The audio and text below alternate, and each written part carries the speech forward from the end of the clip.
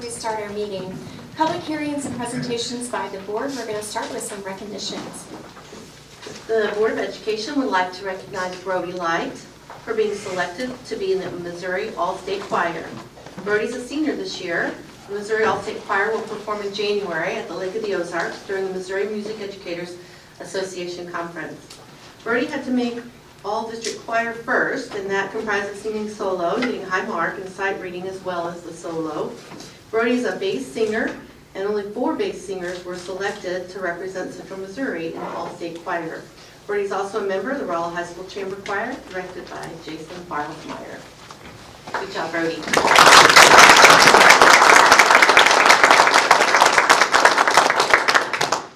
So I think that's a name you want to remember, because someday we may be able to say, I knew him then. Get a signature now. Get a signature now, that's right. The Board of Education would like to also recognize an outstanding year for the Rolla cross-country team under the leadership of Coach Rhett Cook. 2 team members placed high in districts to advance to state. Izzy Frost placed 6th in district competition to advance to state. Izzy also placed 10th at state with a personal best of 19 minutes 12 seconds for the 5K. Nate Polsander won districts to advance to state. At state, Nate placed 7th with a time of 15 minutes 35 seconds. Both Izzy and Nate were recognized as All-State. To make All-State honors, you have to be in the top 25 out of 150 kids that advance to state. Congratulations to you both.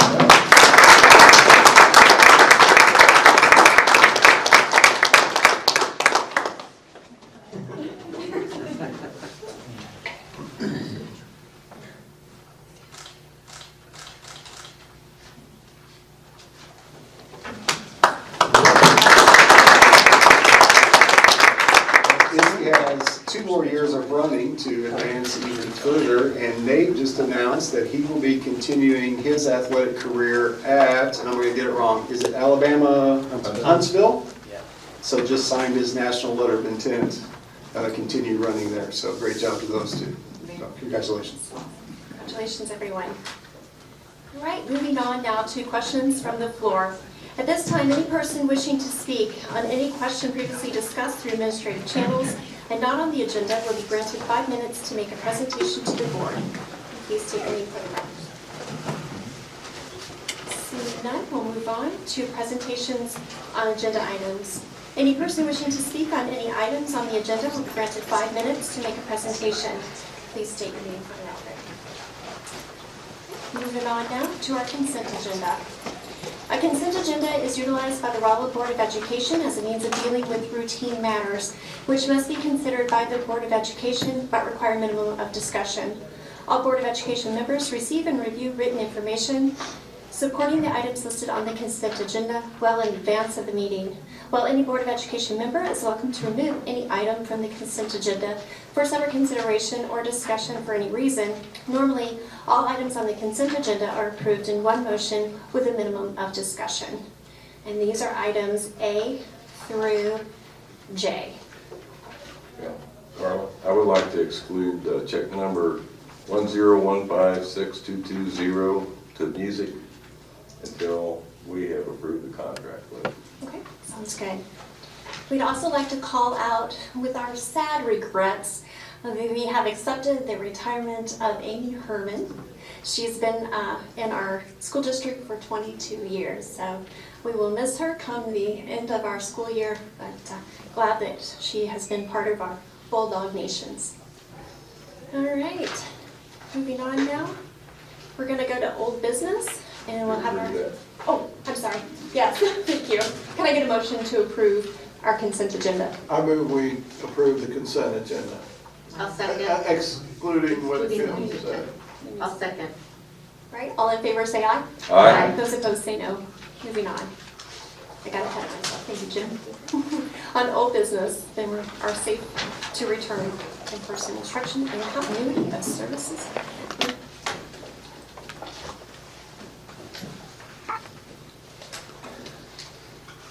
Mark, I don't want to get up all over your business. Just holding that here. So.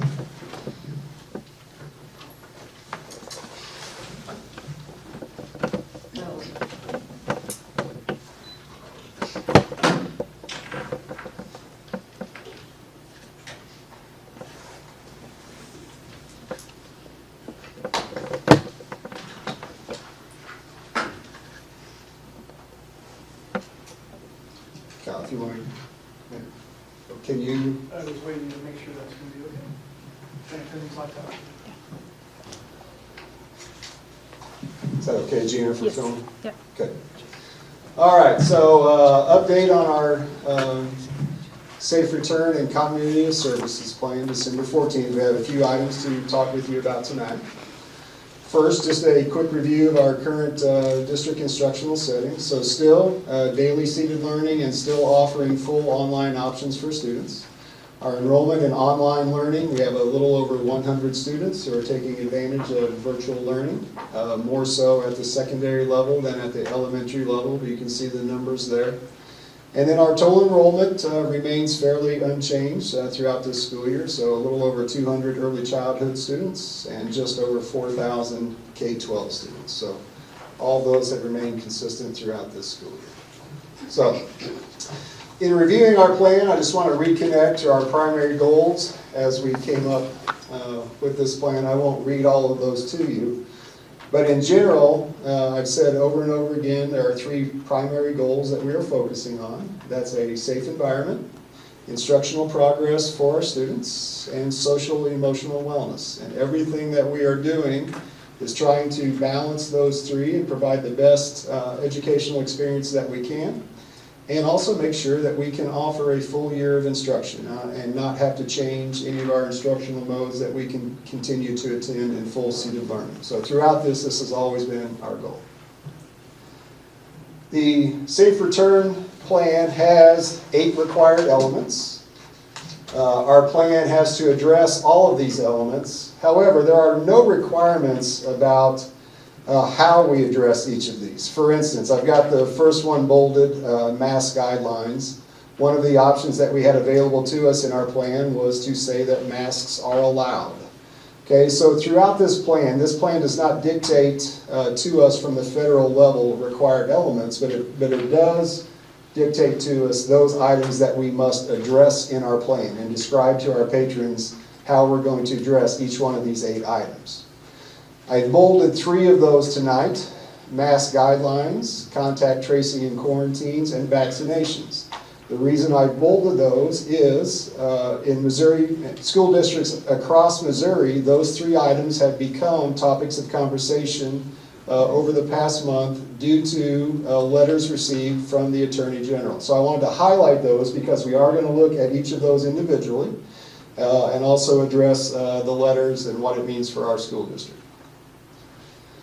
So first, just to frame this a little bit, these are our current district COVID numbers. You can see that we do have a bubble at the middle school that we're concerned about. We're concerned about all of them, but it is particularly large at the middle school. This is simply to say that this is not over. We are still dealing with this, and we are still working through our mitigation efforts. This is still something that we're paying attention to. But these are our current numbers. They have gone up since September and October. Through November, this is the same pattern that we saw last year. If we can get a repeat pattern, the return to school second semester last year saw a steady decline in numbers, and we are hopeful of the same this year. I mentioned the Attorney General letter, so let's talk about that just a little bit. So on December 7th, all school districts in Missouri received identical letters, and they referenced a case out of Cole County, Robinson versus the Missouri Department of Health and Senior Services. So that case was about regulations put into effect by health departments, state health departments, and local health departments. And the finding was that some of the actions taken by health departments went beyond what is allowed in the Missouri Constitution, was the judgment out of that case. Now, there are no school districts named in the case. School districts are not a party to the case. School districts were not involved in the case. However, in the Attorney General's letter, the judgment in that case, in his opinion, extended to the power of school districts to make decisions about mandates around masking, vaccination mandates, and mandated quarantines. Also in dispute some is the effective date that this decision would go into effect. And it depends on the attorney side that you listen to. The school attorneys that we've spoken with and that have published public opinions about the letter indicate that there is a 30-day waiting period from when the judgment is handed down to the time that it goes into effect. In the Attorney General letter, it indicated that that time period was not factual and that this is already in effect. So, there's to say there's a lot of questions about how that case applies to Missouri school districts, if at all. Which parts of our operation that it might touch and when it goes into effect. However, it has directly impacted the ability of local and state health departments to do some of the things that they had previously been doing or the guidance that they're able to give us. So that has impacted us here locally on what role they can play with the school districts. Following that letter on December 10th, the district did receive a cease and desist letter from the Attorney General indicating that he did not feel that we were following the directions that were included in the first December 7 letter. There wasn't anything new in that letter other than we do have a records request that we will comply with the Attorney General's office and a litigation hold on our records should he seek litigation in the future. I will tell you the elements of the letter and the elements of the arguments presented are still in continued legal review as to whether they impact school districts or not. But where we are now is we are complying with the records request and the litigation hold. Okay? And again, these center around those three items that I bolded earlier: masking, vaccinations, and quarantines. So let's review a little bit where we are on those and some challenges that perhaps we see moving forward here. So first of all, our masking guidelines. These were approved back in an October meeting. These have not changed. We are encouraging masks at all buildings. We are not requiring masks within the buildings. But we have communicated to students and families that masks do play a role when we start doing contact tracing decisions. And they also play a role in hopefully slowing the spread within our buildings. But I'm not proposing any changes to our plan tonight. They continue the same as it was in October, and that would be with recommended masking and encouraged masking within all of our buildings. So I don't think the Attorney General's letter to us had anything in reference to our current mask guidelines in it.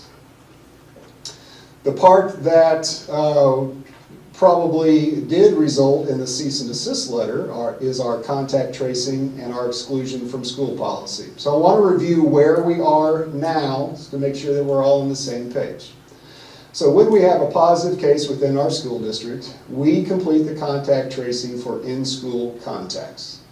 We then contact the families, notify them, and we do an exclusion from school, which I'll show you in just a moment, with the current exemptions. Students that are fully vaccinated are exempt from exclusion. And I just put a note on there that we are now at the point where all students age 5+ are eligible to receive the vaccine. We are starting to see some of those complete their cycle, and we'll see more as we move through the last couple weeks of December into January. Also exempt are students who are confirmed positive in the past 3 months, and those who were wearing a mask while they had the direct contact. And those exclusions were part of the guidance that we previously received from the DHSS, the Health Department, and Desist. So when they were able to give us guidance, this was part of it. This was an approved part of our plan that you approved as a school board, and this is currently what we're operating under. Our current options for student return. We have these options available for parents: a full 14-day exclusion, which was the original quarantine period back when COVID started. We have a modified 10-day exclusion, a modified 7-day exclusion with testing on day 5, 6, or 7 to return. And we have been implementing some version of test to stay within our buildings. What we're typically finding is after we identify a case, the close contacts are typically on day 3, 4, 5, or 6. By the time we go back and do the contact tracing, which allows us to do at times either a 1 test or 2 test re-entry back into school early. which we have been doing with families that wish to pursue this option. Not all do, but those who want to pursue this, we have been working with them. The test to stay option is the only option that applied to both classroom activities, or classroom settings, and activities such as MISHA activities, sports, band, choir, those type of activities. The test to stay was an option that students could use for those. Now again, that's where we are currently. I want to talk about some future challenges that we have as a result of some of the things that have occurred over the past month. First of all, the ruling in the Cole County case, it has resulted in the loss of support and guidance from the Phelps Mary's Health Department. So some of the services that we were receiving from them previously, we will no longer be able to receive. Some of the communication we were receiving, we will no longer be able to receive.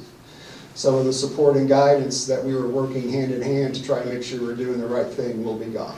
That is a challenge for us, and that does put an additional burden on us as a school district to start taking some roles that in the past we have not. And I wonder about our ability to do so. We are also continuing, as I mentioned, looking to strike the right balance between health and wellness in our facilities of our staff and students, continuing to be able to make academic progress, and also be able to offer programs to support the social and emotional wellness of both our staff and students. The long-term viability of our current practice is one that I'm not sure that we can do for the remainder of the semester and be able to do it effectively and be able to balance all three of those factors equally. So with that in mind, I would like to present you with some considerations for changes that we could discuss tonight and get your feelings on. I will say what I'm presenting here has been adopted by some other school districts around Missouri over the past month to month and a half, and I think it's something for us to consider. So, under this consideration, we would still treat positive COVID individuals the same as we are now. They would still be excluded from school 10 days from the point that they first developed symptoms.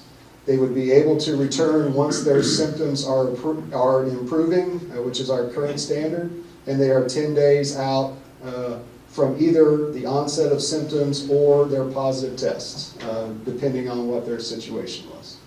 So that is not a change. That is the same as our current practice. Where we do have a change would be in the close contacts. We would still do the contact tracing as we have always done. We would identify those students who would be determined to be a close contact to the positive individual. I would recommend, if you adopt this, we still do parent notification to let parents know that their child has been a close contact to a positive student, but that would not automatically result in an exclusion from school. We would seek to focus on those close contacts that end up symptomatic or showing symptoms of some type, and students that are asymptomatic or no symptoms would be would be allowed to continue to come to school as long as they remain symptom-free. Now, what we would like to do is those contacts, we would like to do a quick early screening as they come to school, and a screening is just a check to see if they are having any symptoms. We would ask parents to do this as well and to screen their children before they send them to school if they have been identified as a close contact. Screen them for symptoms. We will also do a quick screening at school. If everything is clear, then they will move on to class. Those who end up symptomatic, we will contact the parents, ask them to be picked up, and I think we would allow 3 options for them to return to school. They could get a doctor's note indicating that their symptoms are not COVID and due to some other condition. We would still provide access to free COVID testing. They could get a negative test and return. Or they could do what has traditionally been the model for a student with symptoms.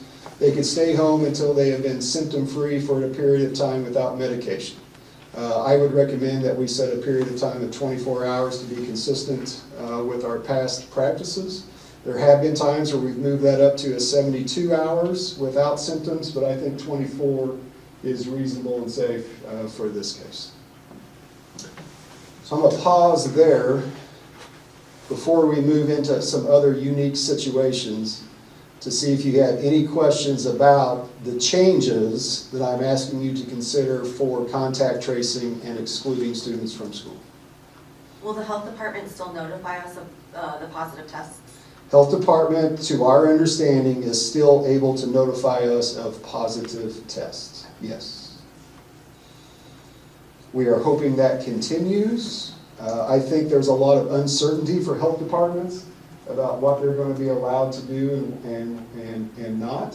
But our understanding to this point is that it's still a role that they can play for us, yes. Okay? All right, I'll keep going and then ask for questions here again. There are a couple of unique situations for us to deal with. One would be at-home contact. So everything that I described here would be contact tracing that we do for cases within our school setting, in a classroom, in a cafeteria, on a bus, etc. One of the things that we're seeing is the spread of positive cases when someone in the household has tested positive, and you are living together on a daily basis. For those at-home contacts, we would do a shortened exclusion from what is currently taking place. Some of those exclusions in the past have been up to 24 days. We're not recommending that we do it for 24 days, but we are recommending a short quarantine or a short exclusion to monitor for symptoms. We would allow students to return with a negative COVID test that is taken in days 5, 6, or 7 and allow them to return on day 7. Or if they would like to monitor a bit longer, they can monitor for the full 10 days and return on day 10. I should have mentioned earlier, I apologize, I'm going to jump back. When we talk about parent choice, when we notify parents earlier that their child has been a close contact, parents will have the option to keep their child at home to monitor for symptoms. If they're concerned that there's been a positive case within a classroom and their child has been exposed, they can keep them home. We will handle those absences. Students will not be penalized for those absences. They can do a self-exclusion, voluntary exclusion at home should they wish, and we will work with all parents on that. That is not an issue. Okay, we are not saying you must come to school. We are giving that option. When you're talking about at-home contacts, you're not talking about us trying to trace a parent. You're talking about when we have 2 siblings in the district and you've identified one as positive, and now we're talking about the other child, right? Or Primarily, yes, that's what because in the situation that you described, Mrs. Jameson, we probably will not know if there's an adult in the household because they're not part of the communication that would come to us from the health department. If we have siblings, we would work with that family for a short period of time to monitor for symptoms and then return with a negative test or stay out for the traditional 10-day period. And that's just one negative test. That's one negative test within that day 5, 6, or 7, yes. The other part of this that is a little unique is activities and athletics. Currently under the test to stay model, people who wish to participate in athletics must be symptom-free and have a negative COVID test on the day of competition. MSHA has indicated that with the announcement of the court case and the health department's change in the guidance that they can give to school districts should operate under similar procedures that they follow for classroom exclusion decisions. So our recommendation that we would make is to follow the same classroom exclusions for activities. In other words, if you are symptom-free and clear on the day of your contest, then you would be allowed to participate. If you have any symptoms, in order to participate, you would have to get a negative COVID test indicating that you are free and clear to participate before being allowed to do so. MSHA already has in place a return-to-play protocol for anyone that tests positive for COVID. That has not changed. There is a strict protocol and a procedure to follow to be able to be eligible to return to play. So that is not changing. The other part of this plan, not another part of this plan, but knowing that this is a change, the plan is to put this on for a monthly review so that we can update you as a board on what we're learning and what we're finding and make any changes necessary. Now, my personal recommendation is that we need to look to move to this protocol. The question is, when? I think we could do it as early as this week and start it and learn some things about it and be ready to roll completely after the beginning of the semester. I think we could wait until the beginning of second semester to begin this, or if you wish, we could push it off till late January, February. At some point, I believe we need to get to this protocol. My personal recommendation to you, my first choice, is that we would approve this tonight, take tomorrow to get organized, be able to communicate with families, and begin trying to do this later this week so that we can start the process and have over break to be able to answer some of the questions that we get that we may not even know will come up yet. But I would certainly defer to your guidance on the timing for that. Okay? So currently it's Tuesday, December 14th. After today, we have 3 days left in the semester. I will say that winter activities are rolling along very quickly. Things are going, kids are busy. We'll have finals starting tomorrow at Rolla High School. So I want to wish good luck to all those high school students and wish everyone a happy and healthy break. So I want to get that in before we go back to questions. So I take any questions, thoughts, comments about what I presented here tonight. And I guess I would ask that maybe the board make a decision about whether you want to adopt this, if you want to stay with our current practices a while longer, or some guidance for us on moving forward with our contact tracing and the exclusion of students from school. So if this plan goes into effect with this week or whatever the date, we're prepared to start screening the 222 who are currently in quarantine? That's a question. Are we prepared?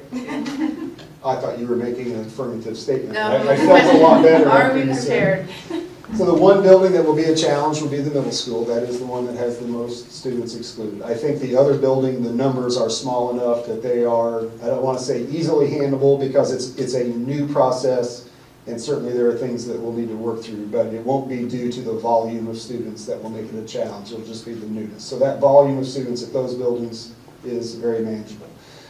We believe that if we did this as of Thursday, we have perhaps some extra nursing help that we could provide the middle school to get extra hands there to be able to get us through that initial Thursday.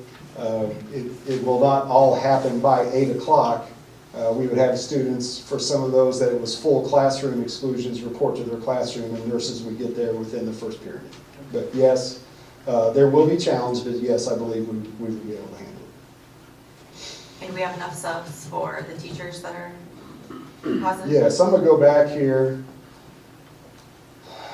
I guess, knock on wood, our staffing has not been heavily impacted through this. The higher numbers of staff that you see at the junior high is primarily support staff. So while they are the ones that help run the building, don't get me wrong, we can make some things work. Those aren't instructional teaching spots for which we'll be hiring subs or finding subs for. So within the classroom, teachers in front of the kids, yes, we are okay. So I want to say, I think this consideration is one that allows us to still provide a safe environment for our kids. It reduces the number of days that they will be out of school. So the impact academically, we're looking to improve, and also just being home away from their friends, this improves the social and emotional wellness. But we are still putting some safety nets in place of screenings to make sure that kids aren't symptomatic. We're still giving parents the option of retaining their kids at home to monitor them for symptoms for a longer amount of time. And I would also say we still have the ability, should we need to revert, should we see a classroom that we have concerns about the number of positives, we still have the ability to allow a break for that entire classroom and serve them and allow them to come back after everything is cleared out. So we don't lose that ability. Our standard procedure would be this, but we still have the ability to react should we need to do so. Can you maybe describe what the screening would be like? what I understand, it's something non-invasive. So the screening would simply be a checklist of symptoms. Do you have any of these symptoms? No, no, no, I'm good. Go on. Go into class. So it's not a physical exam, it's not a medical exam, there's no testing involved, none of that. It is a simple checklist of symptoms that we'd like to make sure that they don't have. Would they verify the temperature at that point, or? So we are working on that. Right now, we don't have, we were not a school district that checked every kid's temperature coming into the door. So the supplies that the nurses have to do a quick temperature scan, we are working on that. But it is potentially, yes, a quick temp scan to make sure they're okay there. Dr. Dare is working with some of the principals on, and the nurses to see what we can do in that case, if there's a preferred instrument, tool, and our ability to get those. So these if we approve this, and if we start Thursday, the screenings Thursday and Friday, we will do the full checklist. But we may look a little bit different, not more invasive, just we may learn a little bit Thursday and Friday. When we come back from semester break, we may look a little bit different, if that's what we choose to do.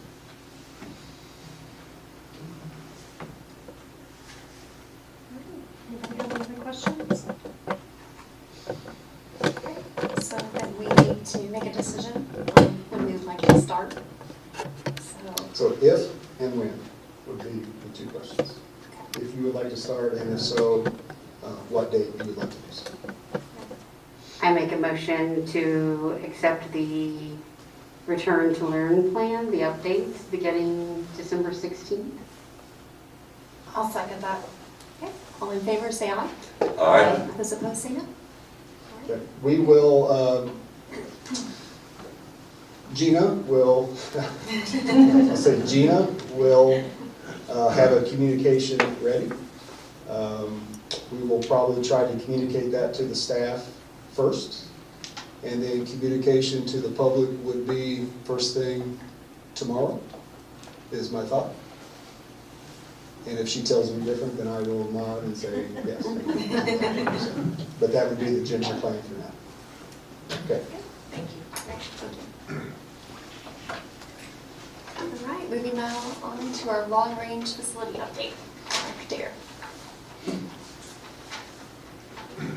We have a lot of information to give and share with you tonight.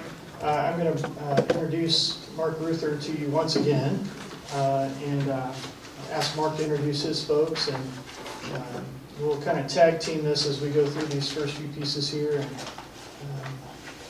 we're going to dump a lot of information on you. So as we're going, if you have questions, please feel free to ask. We'll try to re-summarize everything before we start asking you to make some decisions. So with that,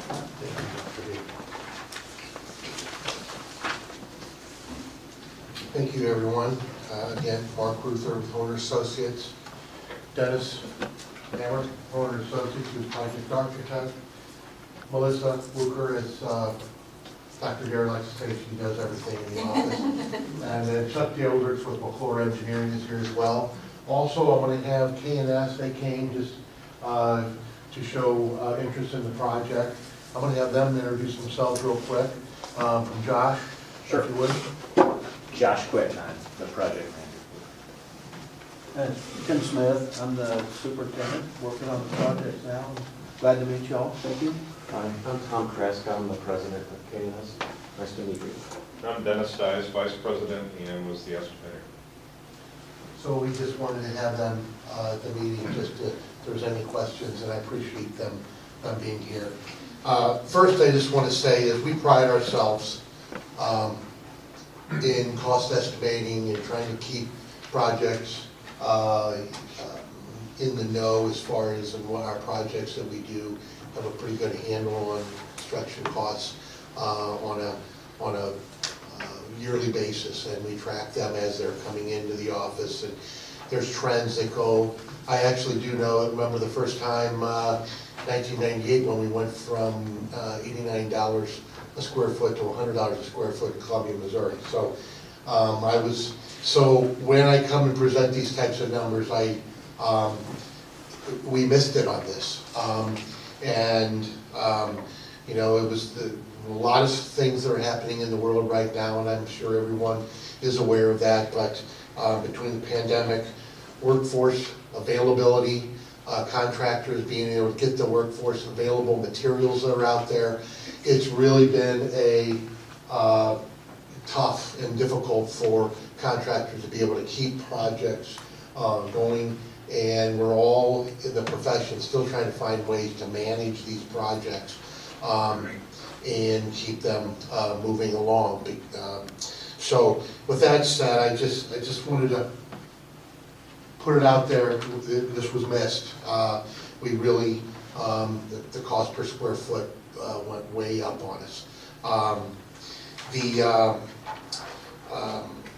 Couple of things then, however, I will say one thing about, when you look at the bid, you can't see it on that screen, but in front of you, I just did want to bring, we did have good coverage throughout the district and throughout the state.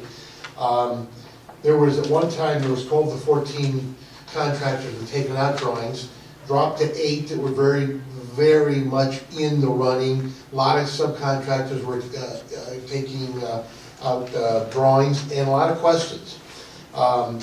There were 4 bidders that actually turned in bids. And the one thing I do want to say is that at least sometimes when you have documentation, and what we try to emphasize is when we do a set of drawings, we really try to put everything on paper, work out all the details. There's going to be things that aren't worked out, but when you get drawings that are numbers on bid day that are very close in proximity, we feel like we've done our job. And I just, that's the one thing I can say here that we felt good about that day after getting those numbers. So, and what that means is the contractors were looking at the same thing when they were looking at the drawings. So then with that said, where do we go from here? What we did is we looked at K&S. We're familiar with them obviously because we've done work with them in the past. We're familiar with them. They've done a great job on the project currently going on in the district. But then what we did is we met with them because one of the questions, you're low on bid day, and what are some of the things we have to talk to them about and find out why are they so much lower? Because that second grouping were very close in proximity themselves. So we wanted to talk to them through the interview, and it was obvious that their efforts and how they manned the subcontractors to get competitive pricing, their development of a project plan that we asked for in the documents, which was critical because of the complexity of this project. We really wanted to ask how they were going to approach the project. They were very thorough as they went through it and actually addressed that issue as far as the cost, because they were working with small groups of subcontractors and really getting, looking at options on how they could really attack the project, and their subcontractors holding and getting good pricing. If there's anything I've said here, please tell me. But very thorough, and we appreciate that from them because they did a really good job putting that. So that put us at ease as far as the number that they were preparing, or that they had prepared on bid day, and that they're comfortable with their bid. So that's the next thing. So then after that, we started to ask, what are some things, and we sometimes call them low-hanging fruit, some things that we can do on the project to try to take out some money without impacting the quality of the project. I mean, there's not a lot of things in this building. There was one thing basically that came out as we were going through it, that the main lobby, we wanted to try to keep an appearance for the entrance into the auditorium and maintain a very performance-like auditorium. So the very kept that in mind. There was one number in that we had some wood ceiling in that had not been taken out as we were looking at the main entrance. But other than that, most everything is for discussion purposes, and we went through, Dennis had been going through and really looking at these numbers and trying to finalize these numbers. So we're still in that process of doing that, kind of verifying some things, but Dr. James, is there anything else you would like me to talk on that? I think that kind of addresses where we are, how we got to where we are, and we're still, so can leave it to.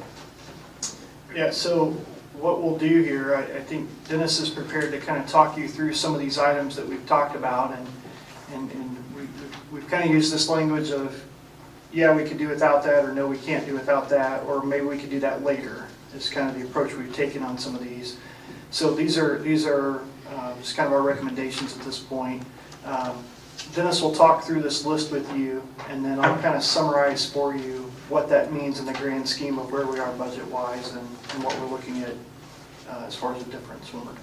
Before we go off the bid tabulation form, I just wanted to talk about the numbers that are highlighted in the grayish color represent at least our recommendation as far as the base bid, performance bond, and alternate 12B, which is building controls. We have to take the building controls as an alternate to control the building. It's kind of simplistic, but that's the lowest amount of work that we could do. And then there's the two that are highlighted in green are the alternate 1 and 2, which is the re-roof of the auditorium and the practice gym air conditioning. And Dr. Dare can address that as far as the funding sources for that as we get to it. So just wanted to clarify that.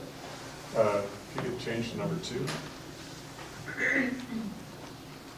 Again, this is an eye chart, so you've got a handout that you can follow along with. We have worked with Dr. Dare and KNS quite closely since last Tuesday afternoon, trying to identify areas of potential cost savings. And I have to commend KNS again to such a, it's been a collaborative process, and they've been right on top of things. So I'm just going to kind of walk through this. You'll see, starting with number 1, which is the outdoor classroom area. As you work your way from left to right, there's the estimated value, which is the number that KNS has arrived for us, other than the ones that are highlighted in yellow, which they're still working on. And then you'll see the recommendations column, accepted, rejected. I say recommendations, that's our recommendations at the moment, it's for you to decide. But it's things that we think make sense for the project. So, and I can read through each one of these and discuss. I'll start, and if you think we're getting too detailed, just tell me and we can move on a little bit quicker. The outdoor classroom, that is that sunken area on the west side near the storm shelter, the connecting corridor. There's a fair amount of work in there, retaining walls to create that space. So we're looking at about $122,000 worth of savings to kind of make that a grassy slope, so to speak, versus all the retaining walls. Conversation came up today, could the Masonry program at RTI possibly get involved here and build those retaining walls, and KNS was open to that idea. So that's something we may come back later and revisit as we get into it a little bit more potentially. And that's in the recommended and accepted column. The next one is start the auditorium work, the renovation of the gym, essentially at the same time they start the project. And Dr. Dare, I know, did some early checking on schedule and availability of other facilities that can be used, and the logistics and the cost, I think, outweigh the potential cost savings for that. So that's why that's in the rejected column. Essentially what we're saying there is we would be without the gym for a year. Right. Which is somewhat problematic. Right. The next, number 3, is the item that Mark was just referring to, the lobby commons, the wood ceiling in the lobby commons. The one area that we left a little bit of nice finish in, not that there aren't nice finishes, but a little extra for the entrance into the auditorium. Pulling that out and putting essentially a standard acoustical ceiling in, that's about an $82,000 savings. Next item, number 4, ground-faced concrete masonry units. It's concrete masonry. It has a color to it. It's got a polished face versus a painted finish. We would take that out of the lobby in front of the field house, but we leave it in the lobby and the lobby commons of the storm shelter entrance area. So that's about a $65,000 estimated cost right now. Taking it all out was $130,000. We think we're about halfway in there, so we're still verifying that overall cost. Number 5 has to do with the electrical service, basically taking the feeder wire that goes from the transformer that's out on 10th Street that goes into the building, that's specified as copper, which is usually the preferred way to go, but doing that in aluminum wiring is also acceptable, and that represents about a $100,000 savings. Chuck had mentioned that the quality of those installations has improved dramatically over the past several years. So they're comfortable with that. I will caution you though, we have reached out to R&U just to make sure that they're okay with that. That is the only thing that would prevent us from taking that and your decision to take that. Is that a 480 volt secondary into the building? Yes, it is.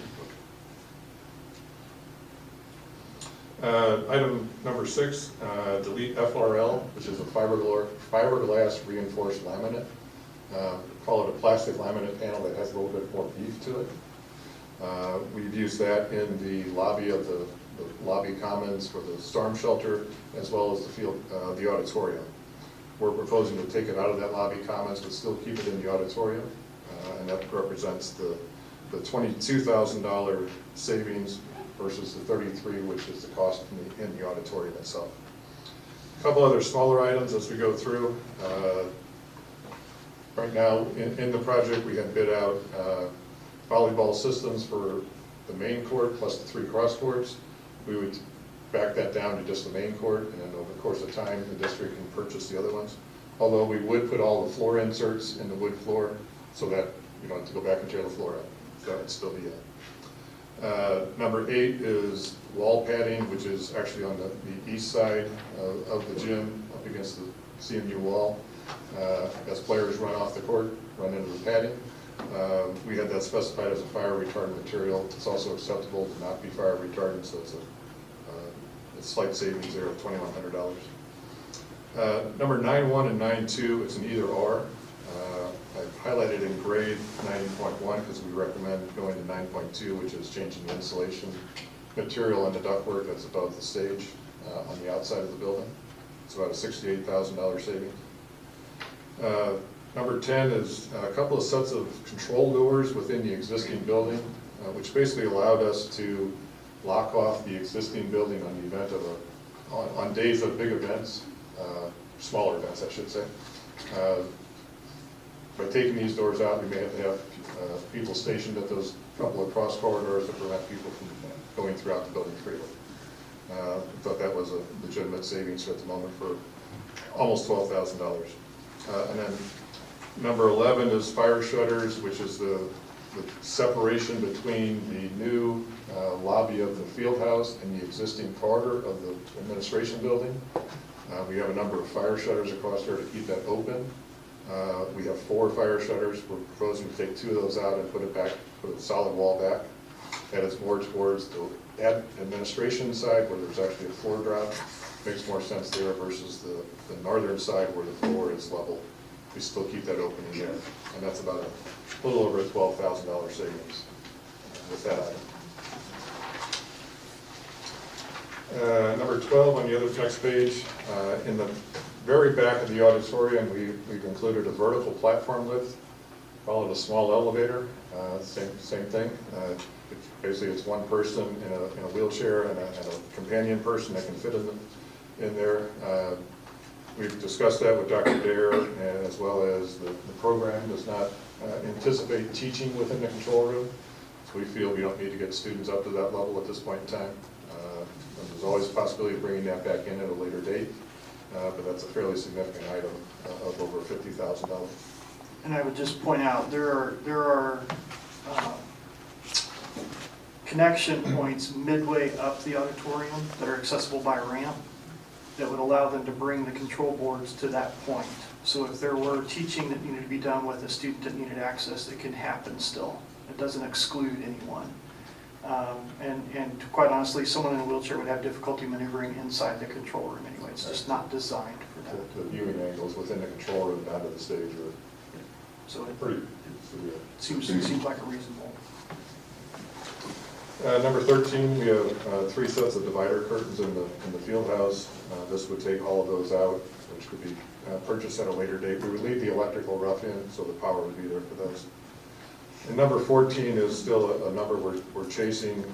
We have a fair amount of acoustical panels on this project that you can imagine with the band and choral and the auditorium and the field house. This would take all of the wall panels out, which would be in the band and choral and the lobby commons area. It would keep all of the ceiling panels, which are installed in the higher spaces, with the exception of the field house, which has hanging baffles. Those would be taken out as well. I feel comfortable doing that initially in the field house because we do have an acoustical roof deck, which should help with some of the sound attenuation within there. If it's discovered that it's too loud, too noisy, some owners' districts like to have a noisy field house. It's a home field advantage, so to speak. Those could be added at a later date. So that again, we're still chasing that final number. The total number was about $160,000, so we backed that down to make sure we still keep the ceiling panels in the band, choral, and the auditorium, which are the more difficult ones to install. I have some concern with that because the gym's going to be used for other than sporting events. You know, if they have a school assembly or whatever, that's going to degradate the sound.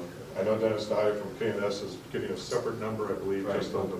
We'll break that apart so you can on the have field your house options. panels, so we can know that number and be able to react accordingly.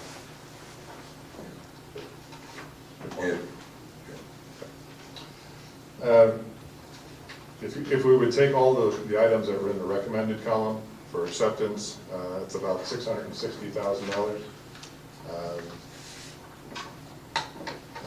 83,000 of that, of those savings are items that we don't feel are justified at this point in time. Any other questions on that first grouping? I went through it fast and probably fairly technical in some areas, so if you have any questions, just let me know.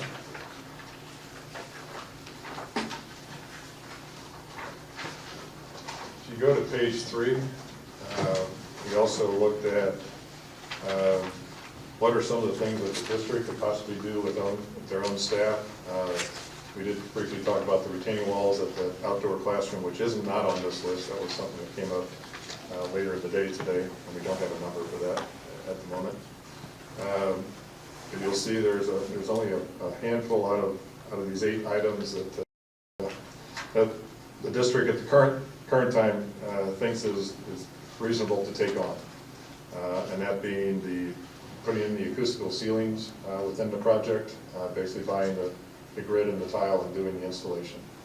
And basically what we're doing is we're saving the labor. The district's utilizing existing staff to do that work, so we're essentially saving the labor on these items. Number 4, the district would put all the flooring in, all the flooring, the vinyl composition tile, the luxury vinyl tile, the LVT, and the carpet tile. That's a number still that we're tracking down because of the breakdown. We've got to get those numbers out separately, but we think that those numbers reflect that accordingly. Number 5, stage curtains and rigging. Stages and auditoriums are expensive spaces, as you can see by this number. And this is just the rigging and the curtains. That's the pipes that carry the rigging and so on. $370,000, which does not include alternate number 8, which was some of the line sets which were additional areas for hanging scenery on, which we're not recommended to take at this point now. We are looking at the suggestion of basically cutting that in half as a starting point for the auditorium. Again, keeping the electrical where it's required as the rough in, so it can be added fairly easily at a later date. And by taking essentially those 3 items, or reducing item number 5 and doing the installation with the district personnel on items 3 and 4, about a $260,000 savings. The numbers at the bottom are a little odd, so let me kind of explain what those do mean. The K&S cost line is just literally from their bid item. And then what's labeled as future cost, those are items, the direct cost, not counting the labor, and the 260 is taking the labor savings by the district personnel. That's basically what that does. Questions on those? What's this little percentage thing you have there in the middle of that chart? It was my attempt to taking what were the bid number, the cost presented to us for the bid Reducing date, it by that. and discounting it for district purchase and installation.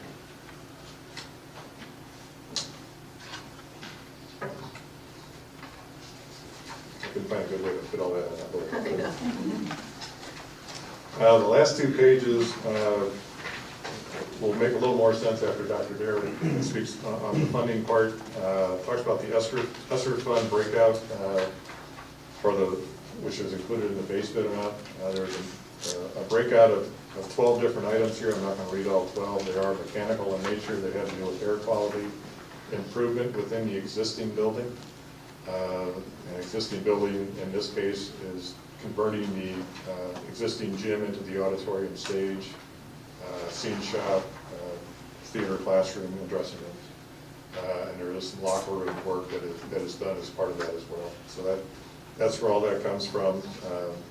We did ask the contractor to break that out separately. A couple of reasons. We want to know what the value was, but we also need to know what the value is because it ties into federal funds, which kicks in the Davis-Bacon Federal Wage Rate Act. So we needed to pull that out separately as well. That was a requirement. Does that include the controls and alternate 12B? Those numbers For those pieces are are included in the 1.9 million? That's my question. Yeah. Okay.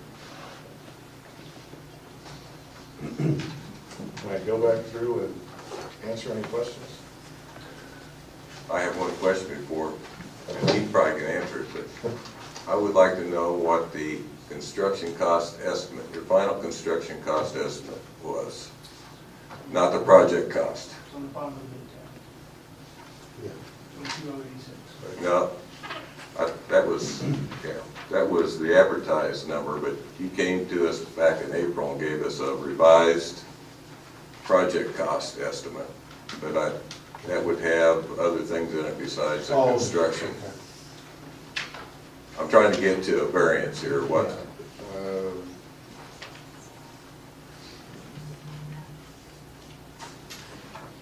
The number I had from April was, April was $23,948,000. That's presented. That's correct. April the 30th, but that was a project cost? That was project cost. Yeah. Project cost.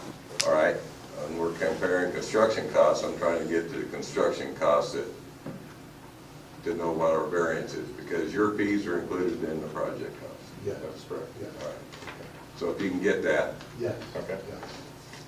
before we finish our discussion this evening.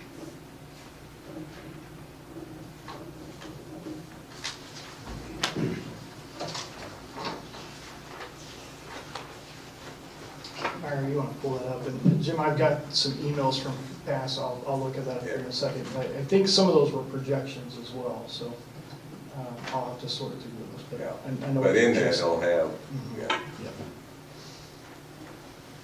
Or we can start from the 22 million, whichever one.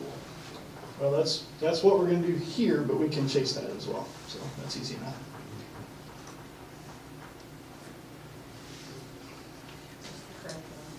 Yes. Okay, so I'm going to try to take you through, you've heard the information on the bids, you kind of know that process, and I'm going to take you through what I believe are the facts, and I'm going to try to be very careful of things that I'm telling you are opinion. And certainly you're not going to offend me if you look to Mark or anyone from K&S or Kindred to verify what I'm telling you. So we'll talk a little bit about the bids and some of these value engineering pieces, and then the funding pieces, and kind of tell you where we think we are at this point. So this is summary information, but I want to kind of talk you through this so you kind of know where I'm coming from here. So this is K&S's base bid, the performance bond, and the controls that were mentioned by Mark and Dennis. Brings our total, what I'm calling the base bid, to $30,343. Okay? And you have all that on that bid tab. This isn't anything different than what you have in front of you.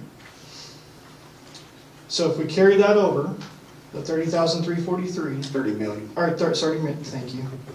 30,000 sounds great. Sorry, 30,343. Alternate 1 and alternate 2. Alternate 1 is re-roofing of the gym project. That is actually in our maintenance plans to do the year after next. So we have looked at that as adding that alternate in. It makes sense while the construction company is on the roof doing other work that they go ahead and do that work while they're there. That keeps us from coming back and doing work right after them and possibly messing up things that they're improving with the auditorium stage roof and those types of things. So we'll look at that. And then alternate 2 is the practice gym. The practice gym, at the completion of this project, would be the only space at the high school that is not conditioned for air. It would be the only space that would not have conditioned air. And being in the middle of the building, it can be problematic. Okay? So that's why we're including that. And I'll get you through some funding options on some of that here in a second. But that's why we've looked at those 2. Now, some of those other alternates are things that we would likely look to do down the road. There are things that would be nice in some forms necessary at some point, but we're setting all those aside for this discussion. So adding those in brings our total to $30,722,000. So carrying that through, this is where we start to do some funding things. So alternate 1, that gym roof, we can pay for out of our maintenance budget. Those are, the roofing item is the line item in our maintenance budget. We would just carry that through and basically transfer that to the project. If you look at the value engineering things that Dennis just went through, we're in the neighborhood of $1 million. And I'm just rounding numbers there, but you have about 600 and some thousand on the first page and roughly close to 300,000 on the third page. So that's where we're coming up with that number. If you'll recall, a couple months ago, I presented to you the information of the grant we were awarded for RTI, for the construction. That was a direct grant toward the construction at RTI, which frees up that amount of money from the bond proceeds. So that was in roughly the amount of $600,000, slightly over that, but trying to be conservative in the numbers I'm giving you here.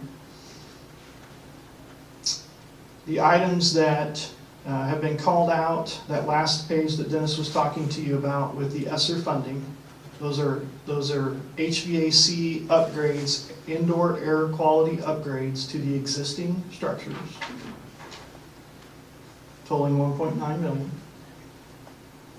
Okay.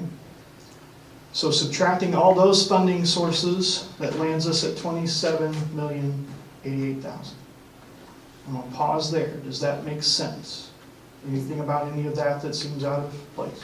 Is that part of the ESSER funds that we have or we don't have? Those are some of the ones that we do not have yet. Okay. It's a good question. Those would be ESSER 3 funds. Okay? So carrying the $27 million forward, the construction budget that you have on your bid tab is $22,088. Strangely, exactly $5 million difference. Okay? Ours says 22,086. Sorry. Just It's all right. close enough. 21. Poetic licensure, I like it. Okay. So, talking about potential funding then. So what would it look like if we were to move forward? And to be clear, we have options. So I want to make sure the board understands that you have the option to simply say we're not doing this. And we send Mark back to the drawing board to revisit the plan. We try to find a way to give up something. But to be clear, I don't feel like that we have fluff in the plan. We've presented what we promised the patrons in the bond issue, my opinion. That is my opinion. I think it would be very difficult to find this kind of money in making a cut without affecting what we've promised we were going to do. But that is an option. And Melissa's up to the challenge. I don't know about Mike, but Melissa can probably do it. If there's interest from the board, and this is certainly our recommendation, the ESSER funds specifically are for COVID impacts. This is my opinion. This is the opinion of Kyle. ESSER funds are specifically for COVID impacts. This situation that we're in is probably the single greatest financial impact that COVID will have on Rolla Public Schools. We have covered our other COVID protocols with grant funds. We've not had an impact to our finances. So in my mind, this is exactly what the ESSER funds are for. So utilizing those ESSER funds, we would utilize those in other areas of the district that would then allow us to transfer funding to Fund 4 through our normal avenues. One being the maximum fund transfer, which is an every year process. We sometimes transfer the maximum amount, often we do not. But it does allow us to move money to Fund 4. The other is the Classroom Trust Fund. Classroom Trust Fund being the gaming monies. We are allowed by statute to move a certain portion of those funds to Fund 4 at our discretion. There are other monies that go into Fund 4, enhancement monies through the CTE programs, transportation, direct deposits. There are other funds that go in there. These are the two largest vehicles that we would have to move the funds to Fund 4 to be able to pay for the project. All total, somewhere in the neighborhood of $3 million a year with those two vehicles. So over the course of a couple of years, and it would take a couple of years to transfer the funds, but over the course of a couple of years, we could potentially move the monies to offset the $5 million that we're short. I'm going to pause there. Any questions or thoughts on that particular part? That's a very fast summary. Has there been any more discussion on when we should see the ESSER 3 funds or what the state's doing with that? So the state has a deadline from the feds of March, help me out, Mr. Johnson, March 24, March something. I'm sorry. No, that's fine. Exactly. Okay. Sometime in March. The general feel is that it will happen. Where the money goes back, so. Or when the money goes back. Yeah. That's a good question. It would be a big surprise if those funds aren't allocated. So I don't want to ever say guaranteed, but it would be very surprising.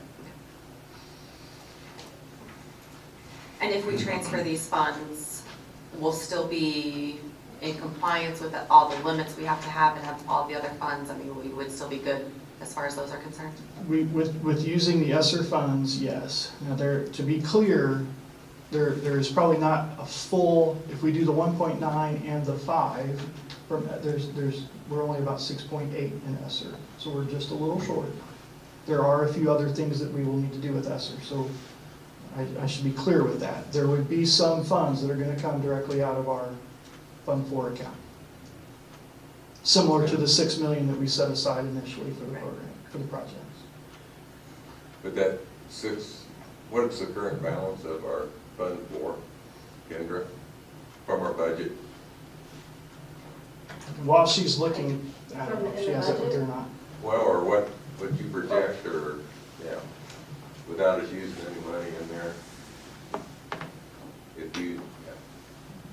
How much was in there that,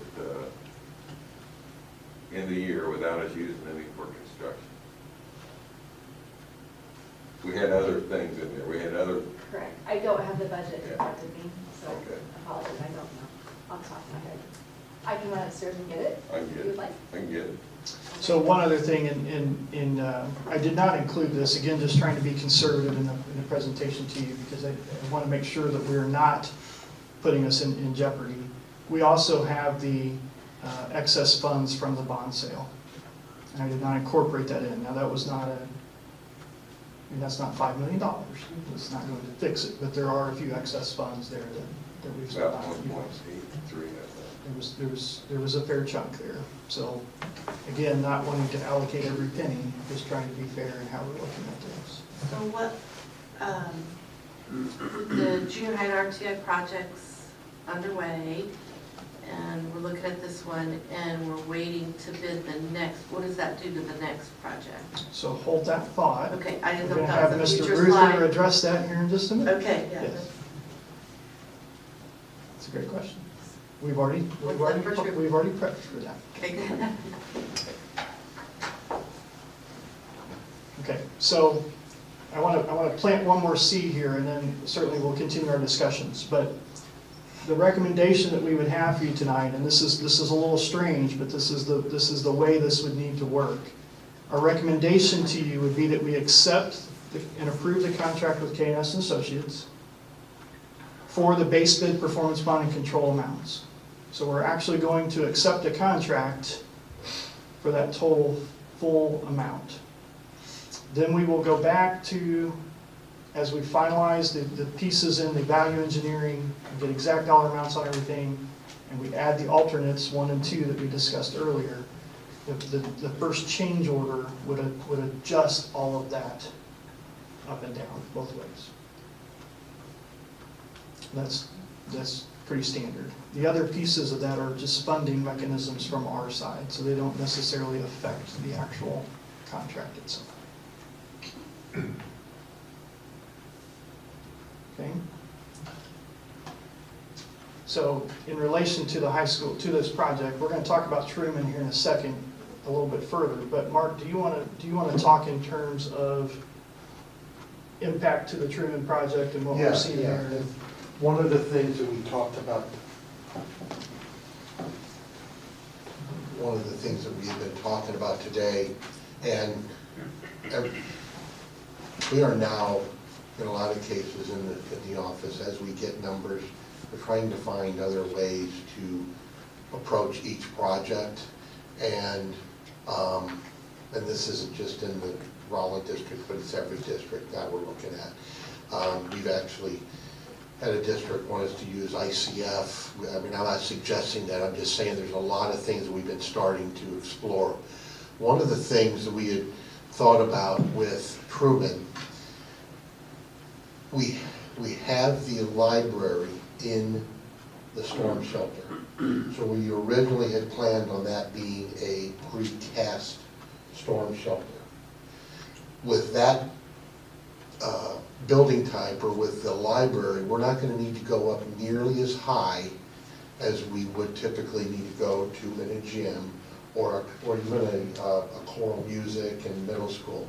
So now we're thinking maybe going back and analyzing doing that in masonry, rather than, because we can get to 18 foot pretty comfortably with masonry, whereas if you get above that 18 to 20 feet, now you're going to precast panels.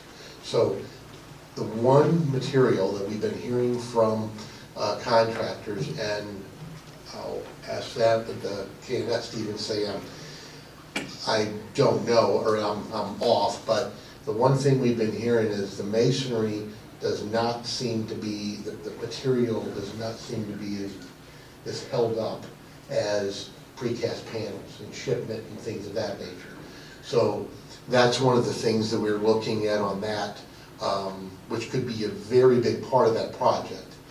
I'm hesitant to say what types of dollars I'm going to save, because I'm leery of saying anything on dollars saved anymore, but that I think would be a really good, and also then it brings some of the workforce back into the area as well, because we're using masonry and the labor force in the area rather than bringing the panels. So, but because of the height of that is why we can look at that as a viable option on the site.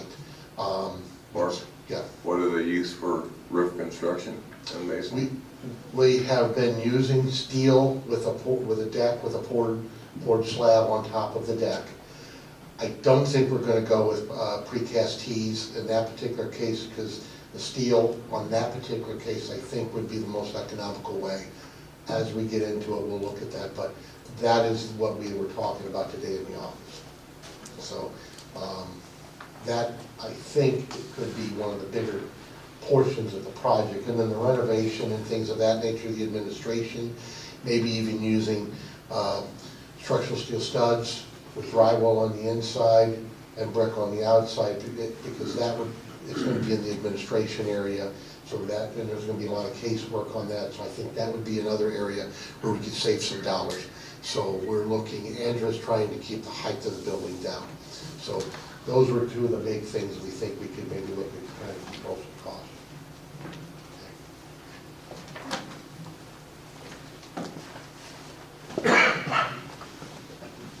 And again, trying to make sure that we're doing what we said we were going to do at Truman. So controlling the costs, but not minimizing the cost. Right.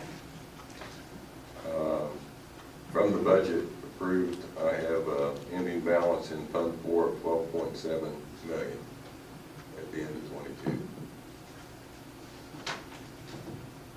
The most recent is 13.5 in October.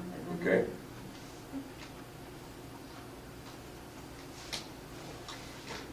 And I apologize if somebody's already asked, because I had to step out, but how's it looking for like the projects we already have in place, like the junior high and RTI? Have we been very good at staying on budget at this point? So far, we're doing well. We will go, let me back up.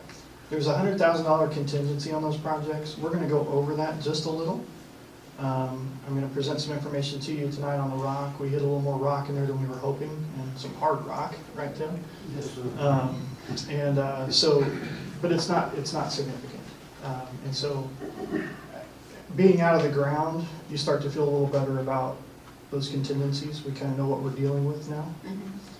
So I feel like we're on good track there. Great question. Another good question, that's a good question. Another thing is that the high school, there is an allowance built into the contract of $350,000. Okay, that may, so we'll have those dollars as we come up out of the ground, rock and things of that nature. We have something, we would hopefully not to be going back asking for more, because there is an allowance in the contract. And you, at the high school, you kind of already know some of what's there, right? We know there will be some rock in that parking area where the Right. field house will go. Yeah. And there's a fair chance there will be some soft soils around behind toward the alley there. It's a reasonable assumption. You also have, though, however, more construction within the existing building There are other things that come up, so. that things hide from you while you're trying to do your plans. Correct. But just so you know that there's something there. So can somebody give me a construction cost or a What I updated budget project cost with the 30, with the bid amount? What I can do is, I have a range of 10 to 8% for all soft costs. Yeah. Okay, which would include the, All the testing. all the, because I don't have any of that yet, but the special testing, we would typically go in and put anywhere from 8 to 10% in there, which includes the A&E fees, the acoustical design, the special testing, printing, which is really not a whole big deal now, surveying, all of those costs, permits, all that would be in that portion, that would be typically looking. So if you're looking at 8.5 to 10, would be. Okay.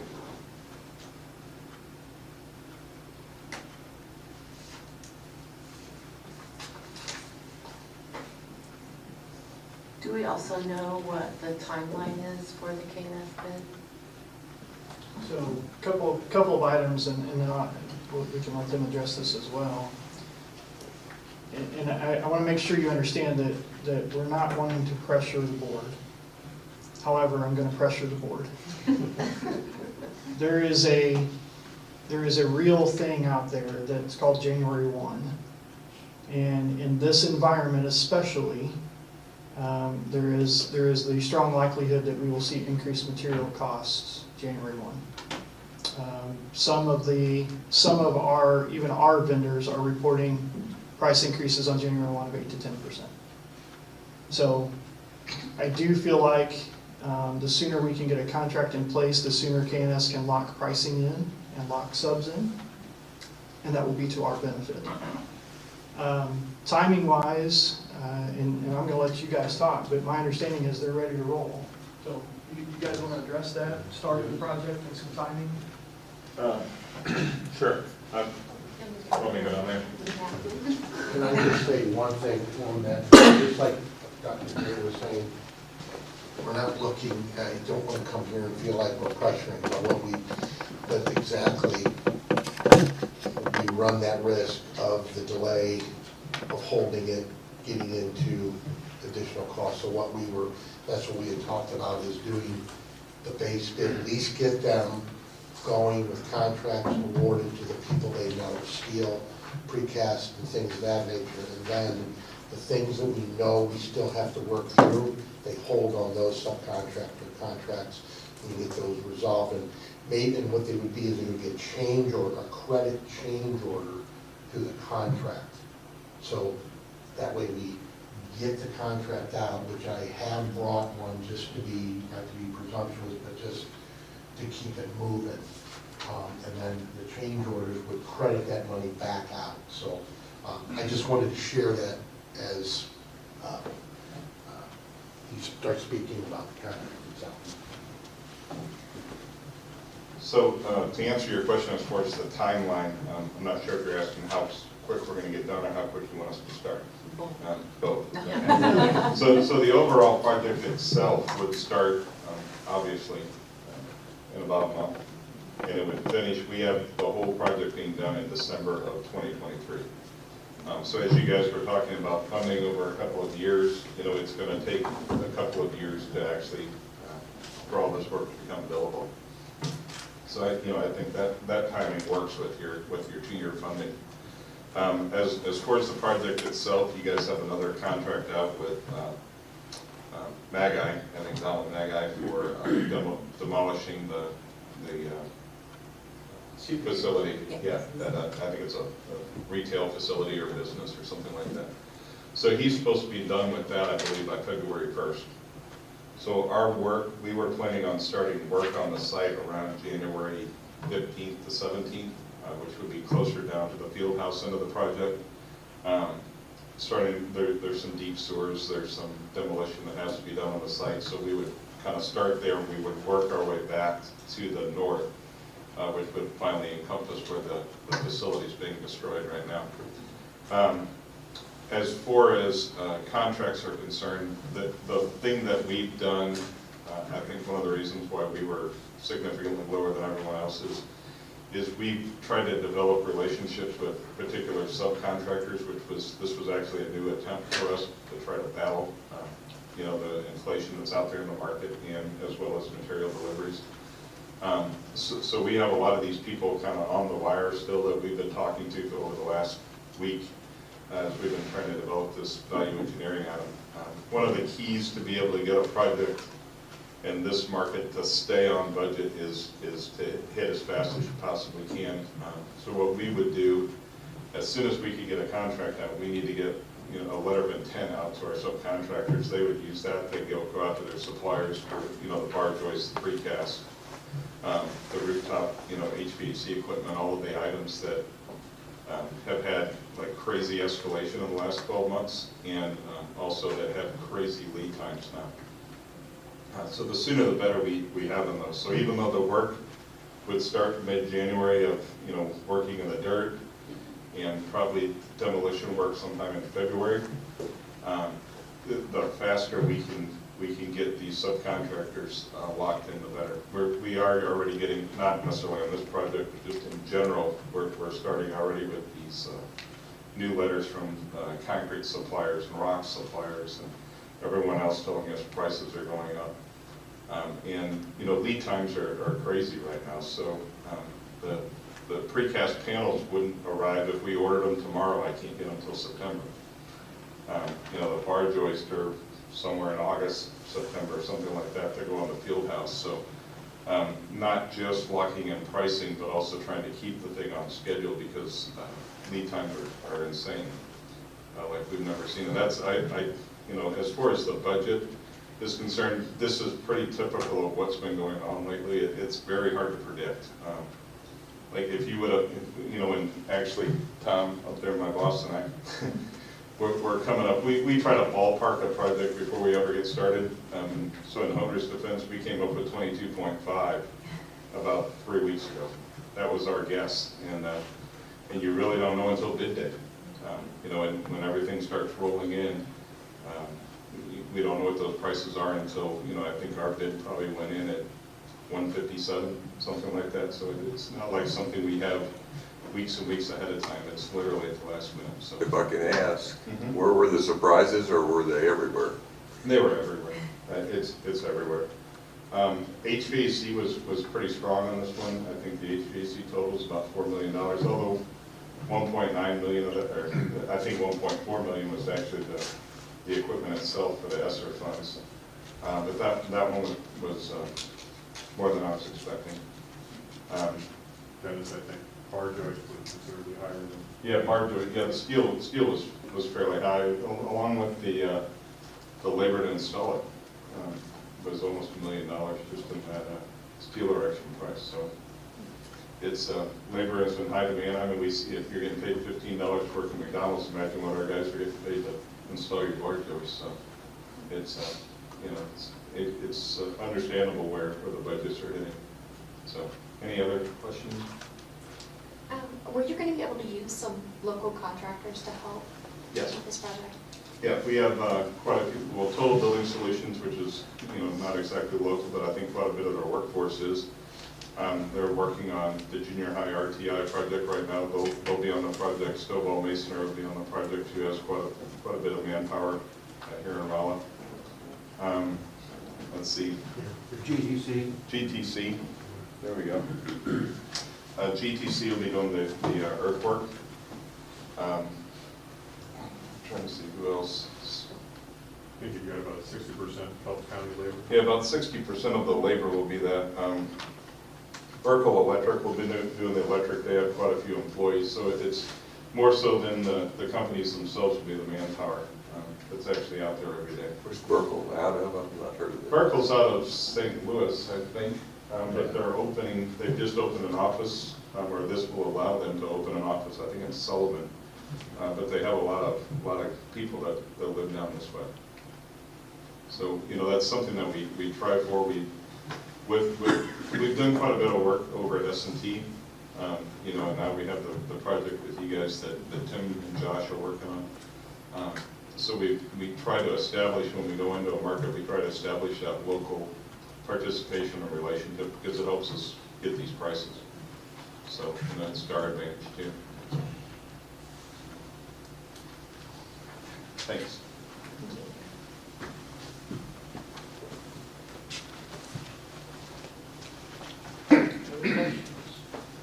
All good questions? So I have a comment that I used his 10%. And that gave me a variance from the August or April 30th presentation of $9.4 million. That is before any value engineering, that type of stuff below the line, just going with the contract amount.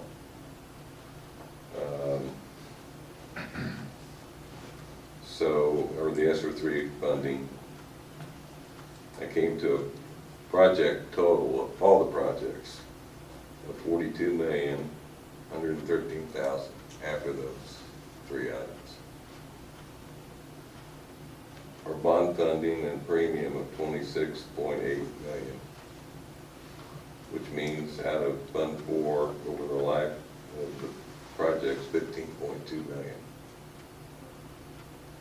So we're at 13 through, at the present, I don't know how much more we've got to do this year than we've got next year and 23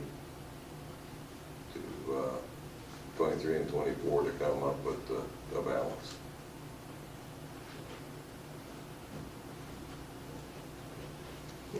Not ideal. Not ideal. Jay, was that factoring in any ESSER funds? That had the 1.9 million of ESSER funds in there. Which we hope to do a little more than that. Yeah. The ESSER if possible. Yes. Yeah. But that would be transferred into Fund 4. That's true. That would be transfers, not direct out of ESSER. And I didn't do anything with the roof replacement, so that had to come out of that balance.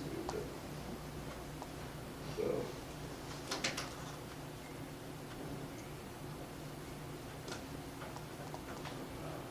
continue to look.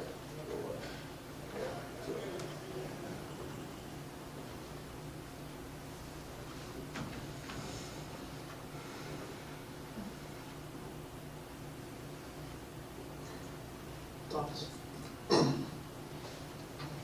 It's too quiet. So what do you think, The Jeff? recommendation for tonight that they. Recommendation for tonight would be to accept the contract and allow us to move forward with getting some things in motion, and we continue to work on finalizing the numbers for the deducts.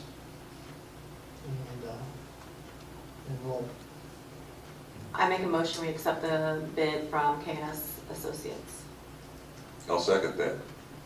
All in favor, say aye. Aye. Those opposed, say no. Mark, did you have a question?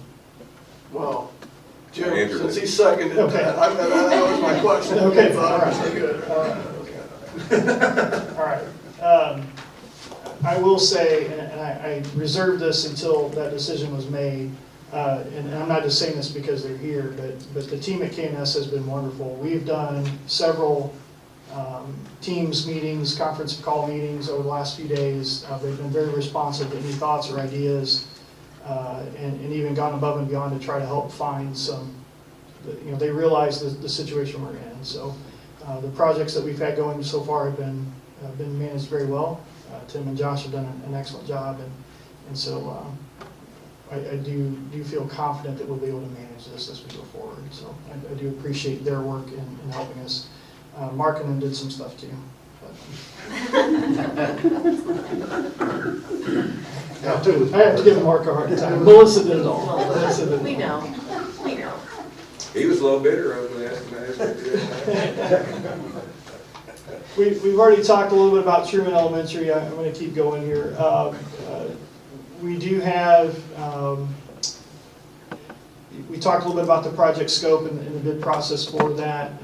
Mark shared some ideas with you. We'll continue to evaluate things there. And we've gone so far as even having conversations, talking about library shelving and what's there, what can be reused, what do we need. Those are small items, but they add up over time. And so we will take a close look at that. Again, making sure we're doing what we need to do there, but doing it in a responsible way. We still have this tentative timeline out there. I'm not going to dwell on this. There's a couple of things that could impact this, and one is what we're here to present tonight. This is an aerial view of Truman, and so if you will direct your attention to this lower right-hand corner. So this is the parent drop-off and pickup area. As you know, if you've ever visited Truman during the school day, or especially in the evening for an event, you cannot park there. Parking has always been an issue at Truman and will continue to do so. The parking issue is magnified greatly by the construction, to be quite honest. So this area in red is our construction area. This area that we've outlined here, which is, if you'll notice, basically the entire front parking lot, we will lose access to during construction. And that's just how it will have to be. There's no other access to that area. What about the access to back where, I think it's maybe the folks that work in the kitchen? So there's a little bit of room there. We will maintain, and that'll be part of our contract when we bid. They will have to maintain a drive for food deliveries and those kind of things. There will be a little parking that we'll have access to, but it will be very minimal. Okay.